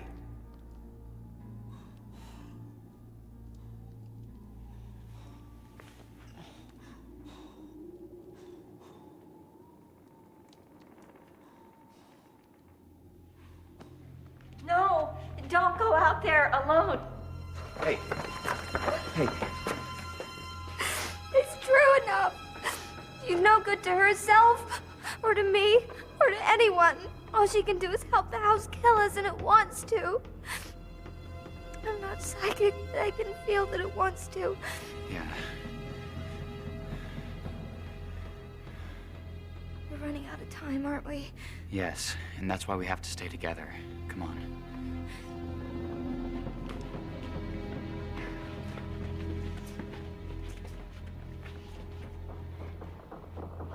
Steve, you have to get through to Annie. You're the only one who can do it. I've tried. Maybe I could on the outside, but whatever's in here has closed her off. Maybe you can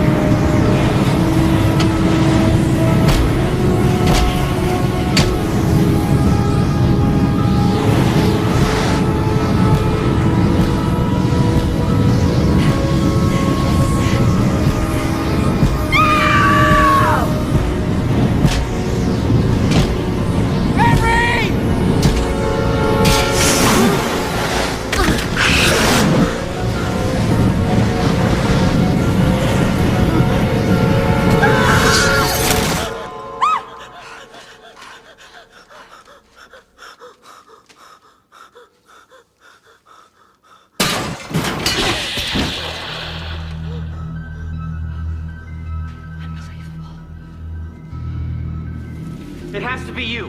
No, Yes.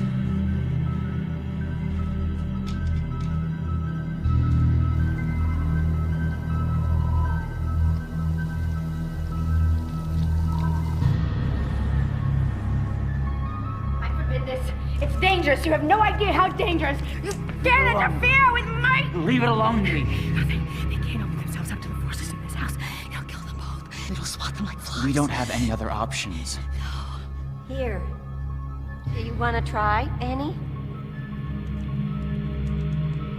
Yes, Annie, go ahead and try.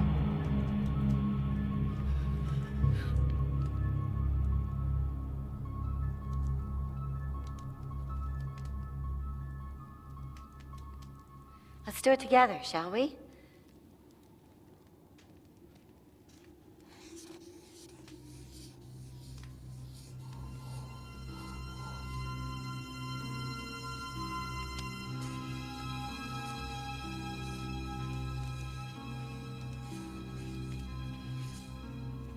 That's good. You better stop. I'm warning you. Go on, Annie. Yes, go on. Oh!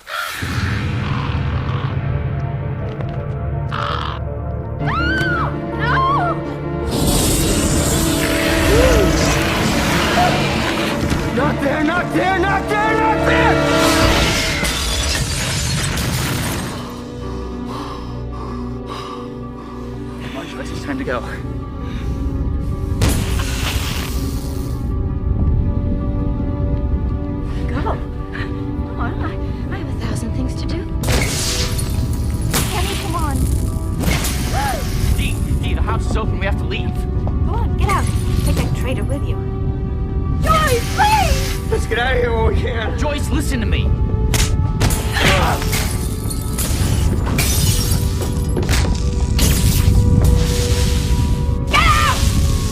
Steve!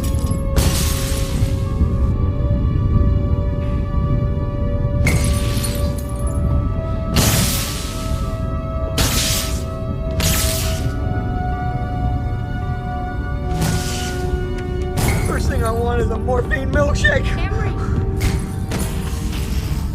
The second thing I want is...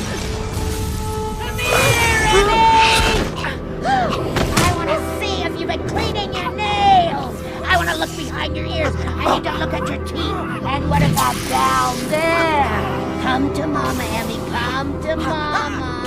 Have you been doing that nasty thing again? I hear you in your room at night. Mommy hears everything. Help me, for God's sake, help me!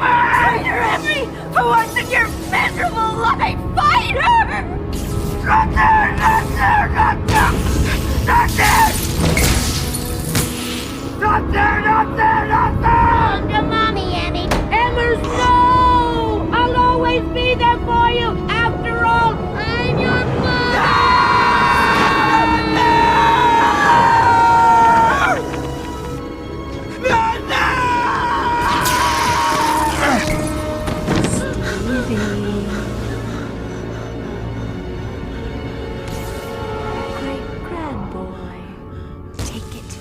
You wanted it then, and you want it now. If you don't take it, you'll want it forever.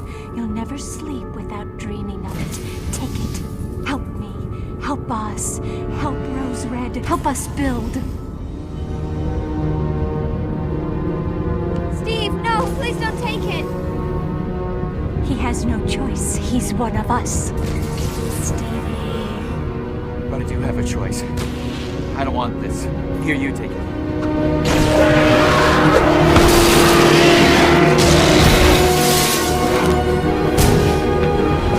Let's get out of here.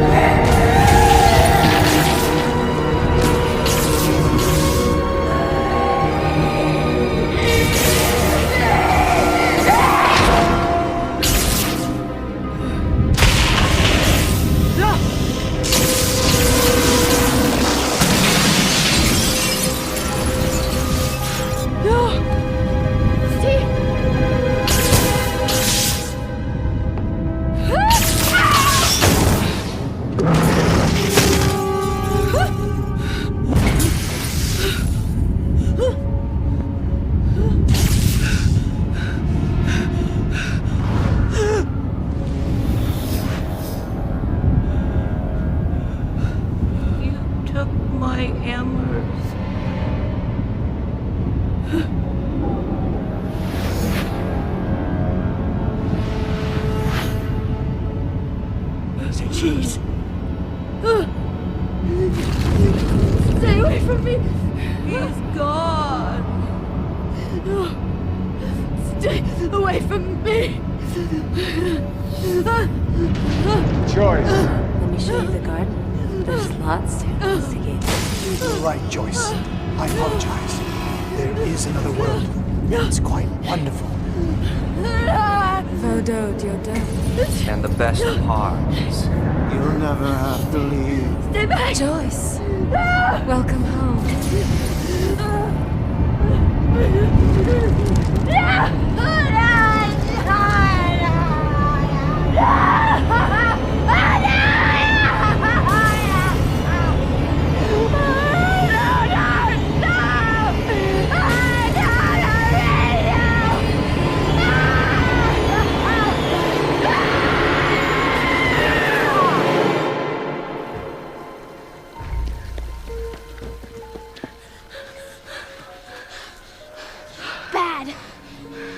Bad place. A bad house.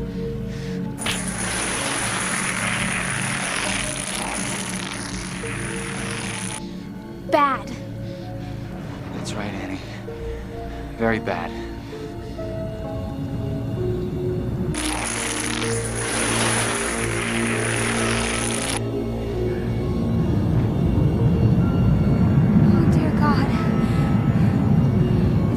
bones again.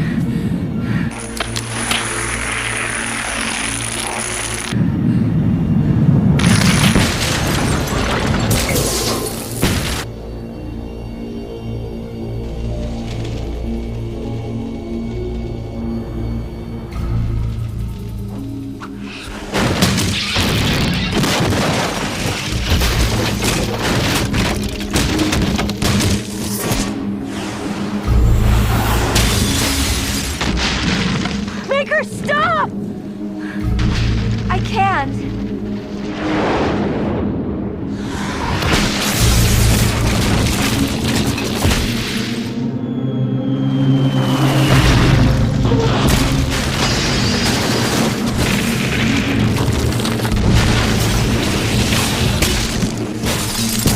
And I don't want her to.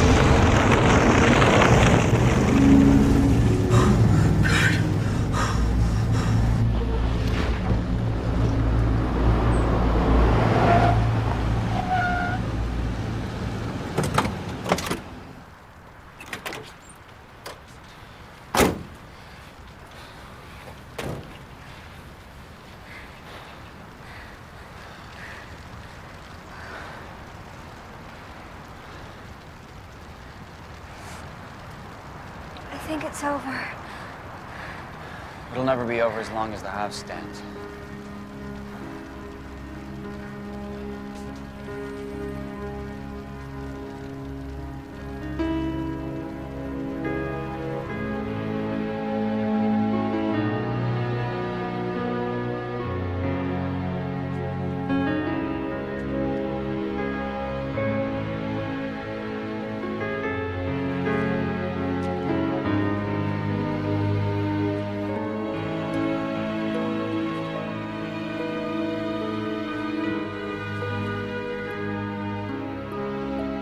Rose is mean.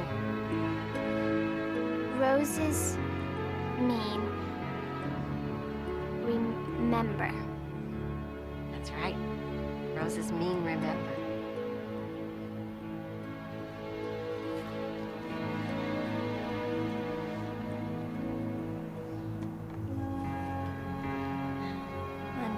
Monday it is. The wrecking ball arrives promptly at 7.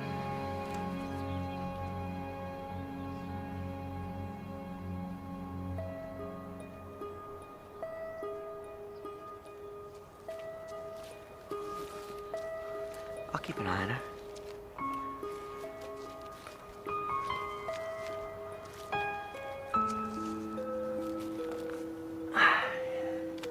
Annie, who's that one for? I like your dress. It's very pretty.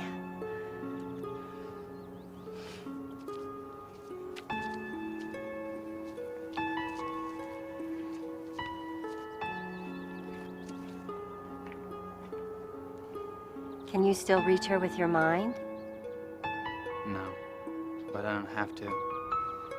We communicate pretty well, don't we, Annie?